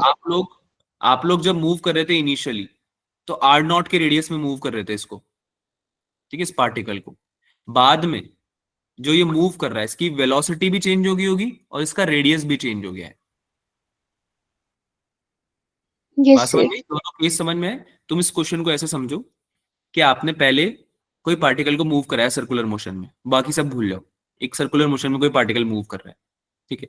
अब जब कोई पार्टिकल मूव कर रहा है तो टेंशन की वजह से मूव कर पा रहा होगा, स्ट्रिंग में अगर टेंशन नहीं होती तो वो सर्कुलर मोशन में मूव ही नहीं कर पाता। Yes Yes, sir. sir. कोई भी स्ट्रिंग से जब तुम पत्थर को भी बांधते हो और उसको मूव कराते हो तो आपकी स्ट्रिंग ऐसे स्ट्रेच्ड होती है या फिर ऐसे ढीली सी रहती है, फ्लेक्सिबल सी रहती है? स्ट्रेच्ड होती है ना, Yes, sir. स्ट्रेच होती है तभी मूव कर पाएगा, अगर फ्लेक्सिबल होगी तो वो तो गिर जाएगा पत्थर वहीं पे, मूव थोड़ी कर पाएगा, है ना। तो टेंशन ही रीजन है जिसकी वजह से मूव कर रहा है। अब आगे वो बोल क्या रहा है कि टेंशन चेंज हो गई है, और जब टेंशन चेंज हो रही है तो तुम्हारा जो सर्कुलर मोशन है ना उसका रेडियस छोटा हो गया। जल्दी जल्दी घुमाते हैं ना, बिल्कुल जल्दी जल्दी ऐसे पत्थर को, पहले अगर हम आराम से घुमा रहे हैं तो वो पूरा घूम रहा है, ऐसे बड़ा सर्कल बना रहा है, जब जल्दी जल्दी घुमाएंगे तो छोटा सर्कल बनाएगा क्या? बोलो हाँ या ना, Yes, sir. है ना। अब जब तुम घुमा रहे हो ना उसको तो उसका कुछ ना कुछ एंगुलर मोमेंटम रहेगा, एंगुलर मोमेंटम रहेगा। मोमेंटम तो मास इनटू वेलोसिटी होता है, लेकिन एंगुलर मोमेंटम क्या होता है? एमवीआर। क्या होता है एंगुलर मोमेंटम? MVR. एमवीआर, ठीक है भाई। तो ये एमवीआर चेंज हो जाएगा। एमवीआर चेंज क्यों हो जाएगा? क्योंकि जब जल्दी घुमाओगे तो स्पीड भी चेंज हो रही है, बढ़ गई है स्पीड, बोलो। पहले से Yes, फास्ट sir. हो गया है क्या पत्थर, है ना, जो तुम मास घुमा रहे हो पहले से फास्ट हो गया है, और रेडियस छोटा हो गया है। तो जब रेडियस और वेलोसिटी दोनों चेंज हो रहे हैं तो एंगुलर मोमेंटम भी चेंज होगा। लेकिन कंजर्वेशन ऑफ एंगुलर मोमेंटम हम यूज कर सकते हैं यहां पे to find out the final value of kinetic energy. क्यों? क्योंकि अगर एक्सटर्नल टॉर्क नहीं होता, इफ, मैं लिख देता हूं यहां पे, एक्सटर्नल टॉर्क, भाई तुम्हारा जो पत्थर है और जो स्ट्रिंग है वो तो एक सिस्टम में कंसिडर कर लिया है तुमने, बोलो हाँ या ना, Yes, sir. है ना। Yes sir. एक्सटर्नल टॉर्क यानी कोई बाहर से मार दे, तुम अपने पत्थर को घुमा रहे हो, कोई एक्सटर्नल फोर्स, कोई एक्सटर्नल टॉर्क नहीं लग रहा, किसी ने कहीं और से कोई आया और उसने अपनी स्ट्रिंग तुम्हारे पत्थर में ऐसे फंसा दी, तो क्या वो एक्सटर्नल टॉर्क होगा? बोलो हाँ या ना। Yes Yes, sir. वो एक्सटर्नल टॉर्क होगा, तुम्हारे सिस्टम के बाहर है वो, तब तुम कंजर्व नहीं कर पाओगे एंगुलर मोमेंटम को।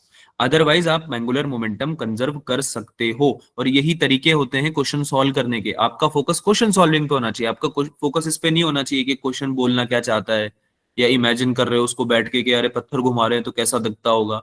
इतना ही दिमाग लगाना है जितना जरूरत है। ऐसे क्वेश्चंस जो होते हैं ना, ऐसे क्या, अधिकतर क्वेश्चंस मैंने पहले भी बताया था शायद तुमको अगर याद हो तो, work energy theorem, momentum conservation, mechanical energy conservation, ये चीजें अगर आपको पता है, मैंने शायद नहीं बताया, चलो कोई ना, आप सुन लो। ये चीजें अगर आपको पता है तो इनसे आपकी इक्वेशंस बन सकती हैं और चीजें सॉल्व हो सकती हैं अधिकतर, ठीक है। बात समझ में आई क्या बोला मैंने? yes, work sir. Energy theorem, कहीं भी फंस जाओ ना मैकेनिक्स के क्वेश्चन में, 11th के क्वेश्चंस अधिकतर जो मैकेनिक्स के होते हैं, ठीक है, उसमें कहीं भी फंस जाओ तो ये ट्राई करके देखना एक बार। पहले तो फोर्स वगैरह देख लेना, फोर्स बैलेंसिंग से काम हो रहा है क्या, अनबैलेंस फोर्स, बैलेंस फोर्स पढ़ चुके हो तुम, F net equals to M A, पढ़ चुके हो ना ये चीज। अरे मैं Yes, कम sir. से कम 7 से 8 चैप्टर का तुम्हें एक समरी बता रहा हूँ, सुन लो ध्यान से, बहुत काम की चीज है। 7 to 8 चैप्टर्स के जो क्वेश्चन है ना वो सॉल्व हो जाते हैं केवल इन्हीं चीज से। F net equal to M A समझ लो, देख लो एक बार क्वेश्चन में कहीं जरूरत पड़ रही है क्या, सारे फोर्सेस वगैरह देख लिए, है ना। एक्सेलरेशन अगर है पिक्चर में तो, नहीं है कोई बात नहीं, वर्क एनर्जी थ्योरम देख लो लग रही है क्या, नहीं लग रही कोई बात नहीं, मोमेंटम कंजर्वेशन हो सकता है क्या, उसके अलावा मैकेनिकल एनर्जी का कंजर्वेशन हो सकता है क्या, है ना। और अगर मोमेंटम की बात हो रही तो लीनियर मोमेंटम और एंगुलर मोमेंटम दोनों आ सकते हैं। जैसे इस केस में लीनियर नहीं आएगा, इसमें एंगुलर आएगा, क्योंकि आप रोटेशन कर रहे हो पार्टिकल का ना, घुमा रहे हो गोल गोल उसको। बात समझ में आ रही है? Yes, sir. ठीक है। तो अधिकतर केस में अगर एक्सटर्नली कुछ नहीं लग रहा है ना आपके सिस्टम पे तो आप कंजर्व कर सकते हो। जैसे कि याद करो मैकेनिकल एनर्जी कंजर्वेशन कब कर सकते थे, किसी को याद है? मैकेनिकल एनर्जी कंजर्वेशन कब कर सकते हैं? मैकेनिकल एनर्जी पता है क्या होती है? Kinetic plus potential. Yes sir. Yes sir. कब कंजर्व कर सकते हो मैकेनिकल एनर्जी? अरे यार बहुत चीजें बच रही है लाइफ में। मैकेनिकल एनर्जी कंजर्वेशन कब यूज कर सकते हैं हम?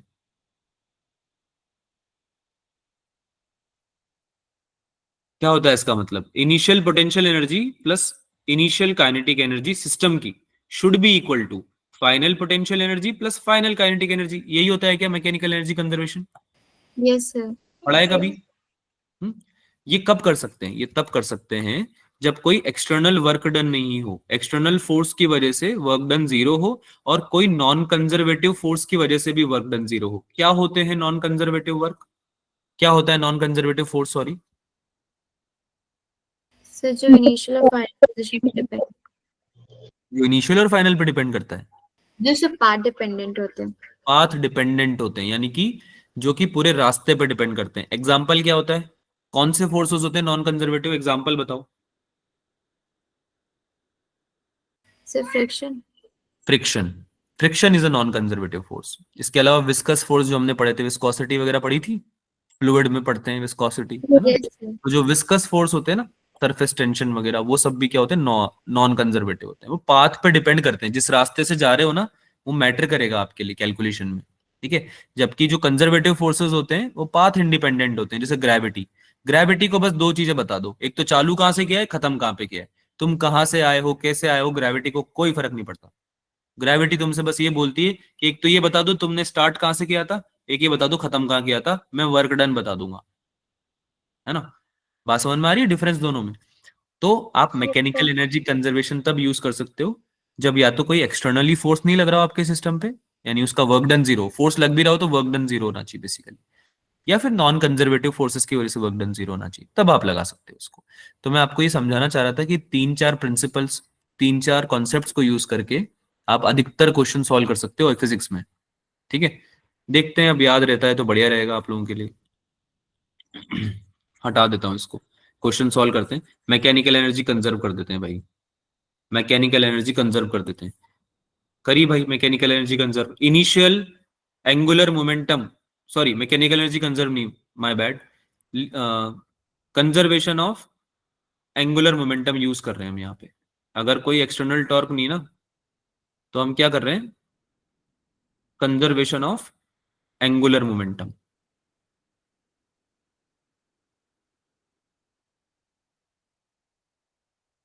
क्या हो जाएगा? Initial equals to final. Initial क्या हो जाएगा? m into V naught into R naught हो जाएगा क्या? बोलो हाँ या ना? mvr होता है ना, बताया अभी, यस सर। है ना? फाइनल कितना हो जाएगा देख के बताओ। m इंटू कोई नई वेलोसिटी होगी v, और कुछ नया रेडियस होगा। नया रेडियस तो हमें पता है कितना हुआ है, आर नॉट बाय 4 है क्या? है ना? यस अब हमें बस v की वैल्यू निकालनी है। काइनेटिक एनर्जी निकालने के लिए v की वैल्यू निकालनी पड़ेगी ना भाई, यस सर। है ना? तो इसी इक्वेशन से निकल जाएगी v की वैल्यू। देखो ध्यान से, निकल कैसे नहीं निकल रही है? m से m गया, r नॉट से r नॉट गया, तो यहां से v की वैल्यू कितनी आ गई? 4v नॉट आ गई क्या? Yes sir. है ना? यानी कि पहले जितनी स्पीड से चला रहे थे ना तुम उसको, पार्टिकल को, अब 4 गुना स्पीड से चला रहे हो। छोटा कर दिया ना सर्कल तुमने, तो तुमने तेज कर दी स्पीड, 4 गुना तेज कर दी। अब बताओ काइनेटिक एनर्जी निकल जाएगी इसकी? यस कितनी हो जाएगी kinetic energy? Half M we square, yes sir. Half M 4v naught का होल स्क्वायर, है ना? 16v नॉट का 16v नॉट स्क्वायर बन जाएगा बेसिकली। तो 8v not 8mv not square answer आ जाएगा 8। कहाँ है? C option. आया समझ में सवाल? Yes sir. सवाल समझ में आया सबको? बेटा हाँ ना बोलो भाई। अंशिका, काजल, यस। दीप्ति, मुस्कान, सर। यार तुम कितने सारे बच्चे यस हो, कोई कुछ नहीं बोलता है। मतलब पता नहीं, या तो तुमने हार मान ली है, या तुम लोग क्लास में इंटरेस्टेड नहीं रहते। पहले तो तुम लोग रिस्पॉन्ड करते थे यार सब लोग, अब तो बिल्कुल दो तीन बच्चों की तुमने ऊपर छोड़ रखा है सारा गेम। सिद्रा, मुस्कान, बस ये लोग आंसर करते हैं, बाकी बच्चे क्यों आंसर नहीं करते हैं? बेटा पेपर सर निकालना है आपकी ना। हाँ जी, वॉइस ब्रेक हो रही है। Voice break. नो सर, नहीं हो रही। वॉइस ब्रेक नहीं हो रही है? No sir. नो सर, नहीं हो चलो अगर सुनाई दे रहा है तो ठीक है, आगे चलें। रही। Yes sir. Yes sir. ठीक है, अगला सवाल करते हैं। अगला सवाल भी नहीं होना था आप लोगों से, ये भी पढ़ा नहीं है। ट्यूनिंग फॉक, अगेन वही साउंड का क्वेश्चन आ जाता है। कोई ना, थोड़ा बहुत पढ़ते हैं तब डिस्कस करेंगे इसको। 43rd 43rd किया किसी ने? आसान सवाल था ये तो। एफबीडी बनाना था आपको इसमें, ब्लॉक पे एफबीडी बनाना था इसमें आपको। A block of mass m is kept on the floor on a of a freely falling lift. Freely falling lift है। अब फ्रीली फॉलिंग लिफ्ट का मतलब क्या होता है कि जी से फॉल कर रहा है नीचे। फ्रीली फॉलिंग लिफ्ट का या फ्रीली फॉलिंग ऑब्जेक्ट का मतलब क्या होता है कि ग्रेविटी के अंडर फॉल कर रहा है नीचे, है ना, कोई और एक्सेलरेशन नहीं है। बात समझ में आ रही क्या बोल रहा हूँ? Yes, sir. Yes, sir. यार कोई तुमने बॉल ली और उसको ऐसे छोड़ दिया हवा में, तो उसके ऊपर कौन सा फोर्स लग रहा है? ग्रेविटेशनल फोर्स ही तो लग रहा है केवल, या कोई और भी लग Yes, रहा sir. है ना? एयर का लग रहा होगा ड्रैग फोर्स, बट एयर को तो हम कंसिडर करते नहीं है, पता है तुम लोगों को ये बात, है ना, कि एयर को हम कंसिडर नहीं करते। तो जब किसी चीज को तुम छोड़ देते हो ऐसे, याद करो जब हमने एक बार डिस्कस किया था कि अगर कोई ऊपर गया हवा में, पैराशूट से ऊपर गया, है ना, और उसका पैराशूट खराब हो गया, बिल्कुल ही टूट गया, फट गया, पता नहीं क्या हुआ, लेकिन वो जब नीचे गिरेगा तो उसके ऊपर केवल एक ही फोर्स लग रहा होगा, ग्रेविटी का। तो ऐसे बिल्कुल फ्री फॉल होता है ना उसका नीचे, Yes, है ना, sir. तो उस पे जी लगता है एक्सेलरेशन केवल। अदरवाइज अदरवाइज अगर मान लो तुम ऊपर गए किसी रॉकेट में या एयरप्लेन में और उसके साथ तुम नीचे आ रहे हो, तो केवल ग्रेविटी नहीं लग रही तुम्हारे ऊपर, जिस प्लेन में जिस ऑब्जेक्ट में आप बैठे हो उसका भी एक्सेलरेशन लगेगा। उसको फ्री फॉल नहीं बोलेंगे। फ्री फॉल मतलब होता है केवल ग्रेविटी लग रही है ना, तुम गिर गए वैसे ऐसे हवा में नीचे गिर गए दम, ठीक है, दैट इज फ्री फॉल। ठीक है, तो ए इक्वल्स टू जी हो गया। तो अब इस पे बना सकते हो तुम एफबीडी। इस ब्लॉक पे जो ये नीचे रखा हुआ है, ऊपर की तरफ नॉर्मल लगेगा क्या? Yes, sir. नीचे लगेगा mg, और एक्सेलरेशन इसका कितना है? g, फ्री फॉल हो रहा है क्योंकि। जी. ठीक है, फ्रिक्शनल फोर्स निकालना है तुम्हें ऑन द ब्लॉक। F लग रहा है 5 न्यूटन का लेफ्ट डायरेक्शन में, और म्यू एस दे रखा है 0.1। ठीक है, लिखो इक्वेशन, लिखो क्या बनेगी। mg minus n equals to ma बनेगी क्या? Yes, sir. तो n इक्वल्स टू कितना हो जाएगा? a की वैल्यू g है। अरे Yes, बात Yes, सुनो, मैंने वर्टिकल डायरेक्शन में इक्वेशन लिखी है, हॉरिजॉन्टल में नहीं लिख रहा हूं मैं कोई इक्वेशन अभी, केवल वर्टिकल डायरेक्शन में लिखी है। बात समझ में आ रही है? yes, sir. ठीक है, तो कितना हो जाएगा n, mg minus ma। yes, sir. Yes, sir. ma भी mg बन जाएगा क्या? Yes, sir. कितना आया नॉर्मल? 0. 0. अब जब नॉर्मल रिएक्शन ही नहीं मिल रहा है इसको, तो इसका मतलब यही तो होगा कि ये ऊपर उठ गया होगा, Yes, sir. ऊपर उठ गया होगा ये, है ना। तो अगर नॉर्मल रिएक्शन ही नहीं है, कांटेक्ट ही नहीं है, तो फ्रिक्शन कितना होगा? 0. समझ में आया? कॉन्सेप्चुअल क्वेश्चन था, कोई फ्रिक्शन Yes, नहीं लगेगा, जीरो। समझ में आया सवाल? समझ में आया? yes, conceptual sir. है ना। फ्रिक्शन निकालने के लिए भी आपको एन की जरूरत तो पड़ती, म्यू एस एन लिखते ना आप, म्यू एस इंटू एन, ये लिखते फ्रिक्शन फोर्स के वैल्यू, है ना, तो उसमें एन की वैल्यू निकालनी पड़ती। अब तुम क्या कर सकते थे, तुम गलती कर देते, तुम इसको डायरेक्टली क्या करते, एन की जगह एम जी लिख देते, N equals to M G लिख के आ जाते, तो क्वेश्चन गलत हो जाता। बात समझ में आ रही है ना। Yes, sir. अगर अगर आपका फ्रेम एक्सेलरेटेड है तो उसको भी कंसिडर करना है, पहले इक्वेशन उसकी लिखनी है ना, बाद में फ्रिक्शन कैलकुलेट करना है। ऐसे नहीं डायरेक्ट फ्रिक्शन कैलकुलेट करने बैठ गए हो। ठीक है, कोई ब्लॉक चुपचाप अपनी जगह पे बैठा हुआ है, ना कोई एक्सेलरेशन हो रहा है कुछ भी, ना उस पर कोई एक्सटर्नल फोर्स लग रहा है। फोर्स लग भी रहा है तो केवल हॉरिजॉन्टल डायरेक्शन में लग रहा है जहां फ्रिक्शन लग सकता है। वर्टिकल डायरेक्शन हॉरिजॉन्टल से मतलब नहीं, बेसिकली फ्रिक्शन जिस भी सरफेस पे जिस भी डायरेक्शन में लग रहा है उस डायरेक्शन में फोर्स लगना चाहिए। अगर ऐसा है तो फिर आपको डायरेक्ट फ्रिक्शन निकाला जा सकता है, तब कोई दिक्कत नहीं। लेकिन अगर सिस्टम एक्सेलरेट कर रहा है या कुछ और एक्सटर्नल फोर्स लग गया किसी और डायरेक्शन में, तो उसको भी कंसिडर करना।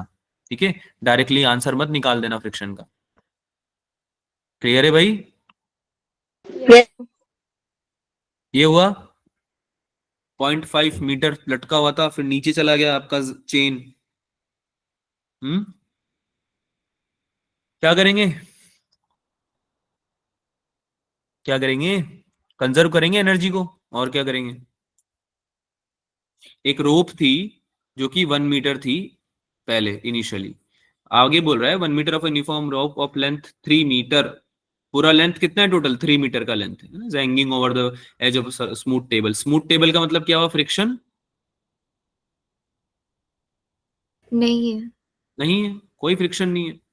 On releasing the rope velocity with which it leaves just leaves the table completely. अब अगर कोई फ्रिक्शन नहीं है तो ये रोप क्या करेगी? खुद को नीचे ले जाएगी क्या?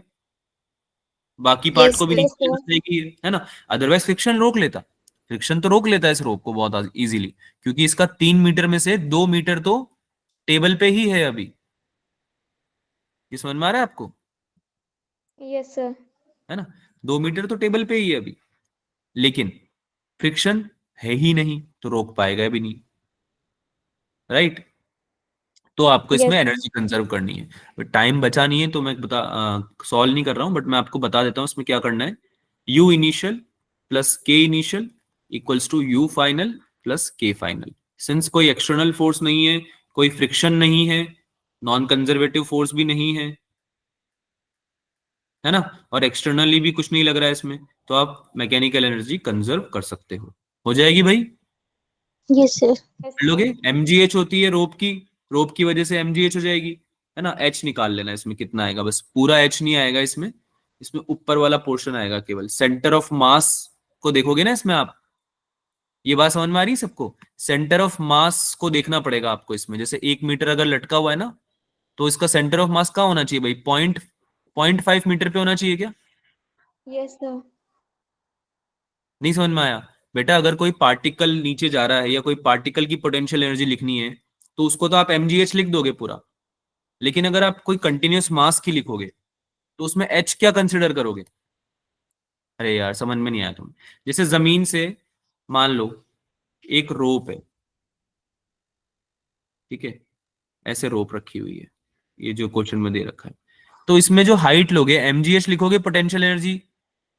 पोटेंशियल एनर्जी तो Yes, mgh sir. होती है किसी भी चीज की जिसका कुछ मास होता है। समझ में आता है बात सबको, ठीक है। Yes, sir.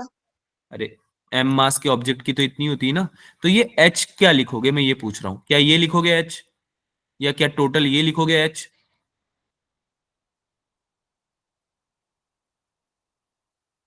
समझ में आ रहा है क्या बोल रहा हूँ बेसिकली मैं, ठीक है। तो आप सेंटर ऑफ मास खोलोगे इसके, ठीक है, यही बात ध्यान रखना। तो 0.5 आएगा, 1 नहीं आएगा यहाँ पे। पोटेंशियल एनर्जी जब लिखोगे ना 0.5 आएगा। सेम तरीके से जब पूरी नीचे चली जाएगी तो 3 नहीं आएगा, 1.5 आएगा। फाइनल में क्या आएगा 1.5, इनिशियल में क्या आएगा 0.5। और काइनेटिक एनर्जी तो हाफ mv² से लिख ही लोगे, काइनेटिक एनर्जी हाफ mv² से लिख ही लोगे, राइट, Yes, sir. है ना। इनिशियली तो रेस्ट पे है तो कोई काइनेटिक एनर्जी 0 हो जाएगी, लेटर ऑन हाफ mv² लिख देना, और उसमें v ही निकालना है तुम्हें, तो हाफ mv² का v वो ही फाइंड करना है, वो निकल जाएगा, ठीक है। इसमें आप रेफरेंस लाइन ऊपर वाली लेना पोटेंशियल एनर्जी निकालने के लिए, नीचे वाली लोगे तो समझ ही नहीं आएगा कितना ऊपर है ये। अरे बात समझ में आ रही है, यस सर। तुम्हारी आदत ग्राउंड से लेने की है, तुम्हें थोड़ी पता ये टेबल ग्राउंड से कितना ऊपर रखी हुई है, ये पता है क्या तुम्हें, नहीं पता है ना। हाँ या ना बोलो जल्दी No, sir. ना। तो फिर रेफरेंस लाइन कहीं से भी ले सकते हैं पोटेंशियल एनर्जी कैलकुलेट करने के लिए। तो रेफरेंस लाइन आप इस टेबल का ये वाला पोर्शन लेना, ये ऊपर वाला, ठीक है, ये वाला पोर्शन लेना जहां से रोप रखा हुआ है ना, ये वाला पोर्शन यहां से लेना। तो यहां से 0.5 मीटर आएगा ये, इसलिए मैंने बोला है कि h की जगह 0.5 लेना इनिशियली और बाद में लेना 1.5। अब समझ में आया, अब समझ में आया क्या बोला है, h कैसे निकालना है mgh में। आवाज नहीं आ रही क्या फिर से, आ रही है सर। समझ में नहीं आया तो बोल सकते हो बेटा कि सर समझ में नहीं आया है।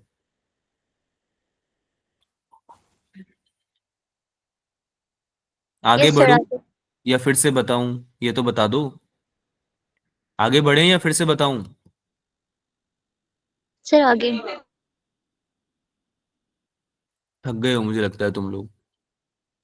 इक्विपोटेंशियल सर्फेसेस, इक्विपोटेंशियल सरफेस के साथ क्या सीन होता है भाई, इलेक्ट्रिक फील्ड की डायरेक्शन के हमेशा परपेंडिकुलर होते हैं क्या। Yes sir. Yes, yes sir. Perpendicular to electric field की डायरेक्शन, है ना, इक्विपोटेंशियल यस सर सर्फेसेस यही। की जो बात कर रहे Yes, हैं, sir. ठीक है। हो जाएगा उससे ही क्वेश्चन,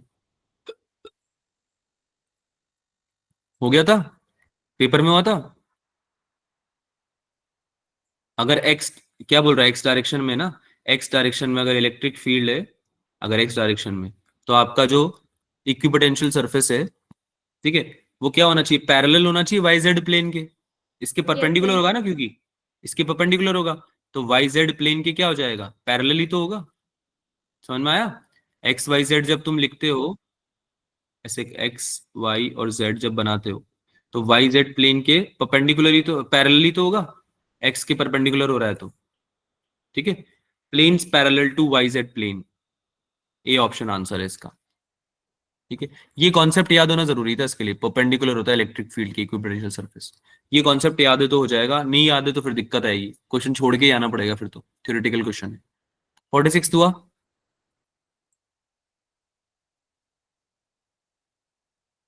46 हुआ क्या? 46 भी नहीं हुआ होगा, चलो इसको भी बाद में डिस्कस करेंगे। थर्मोडायनेमिक्स का ही क्वेश्चन है। Heat given by the heater should be equal to heat absorb by water, इस कॉन्सेप्ट पे होगा ये क्वेश्चन।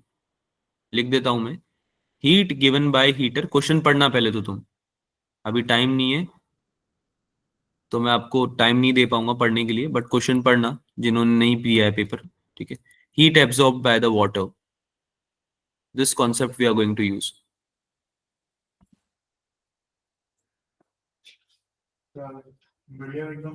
ठीक है, 47 हुआ? आवाज आ रही है मेरी? एम आई ऑडिबल बच्चों? क्लास को कंक्लूड करना है क्या?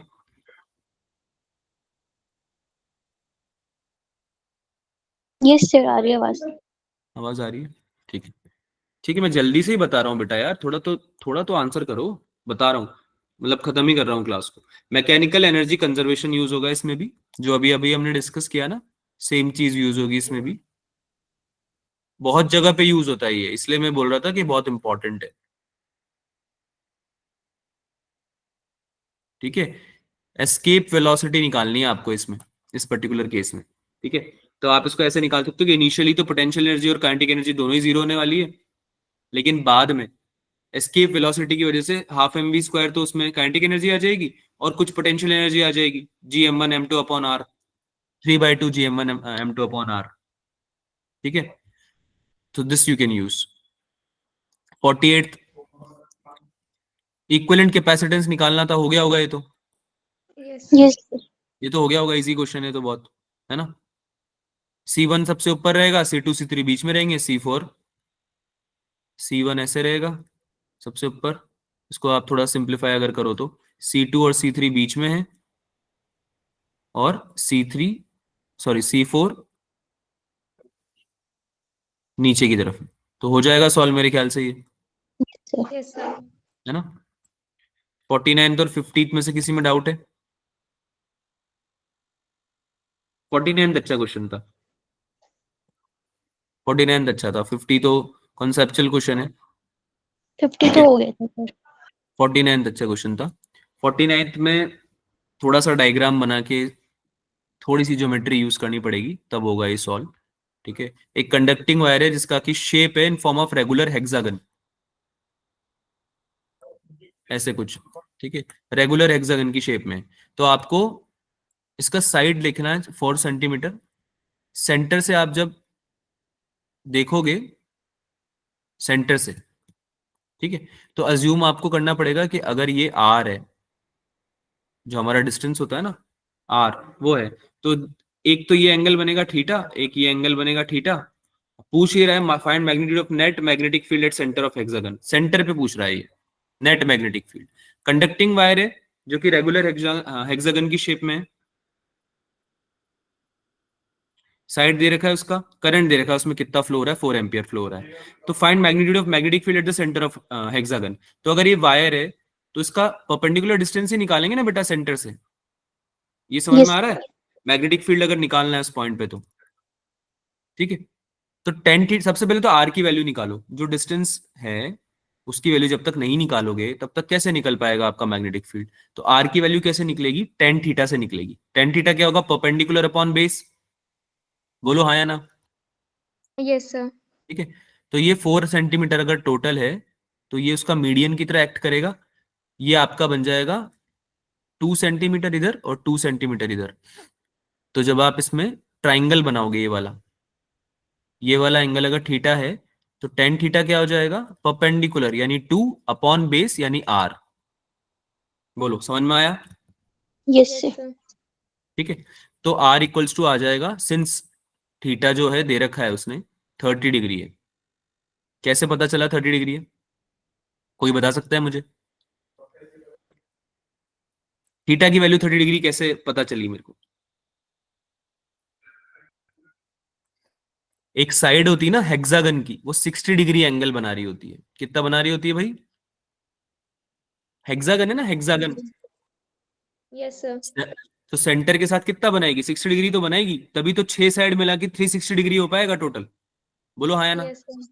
है ना? बेसिक मैथ से अगर एक साइड बना रही 60 तो 6 साइड मिलके बना देगी 360।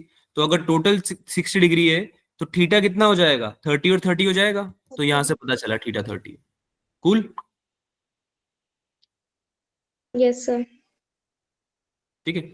अब जब r की वैल्यू निकल गई है तब तो तुम फॉर्मूला लगा दोगे डायरेक्ट यार, म्यू आई अपॉन 4 पाई r sign theta 1 plus sine theta 2। याद है ऐसे ही निकालते थे मैग्नेटिक फील्ड? किसी Yes, पॉइंट sir. पे किसी वायर की वजह से ऐसे ही तो निकालते थे, sine theta 1 plus sine theta 2, है ना?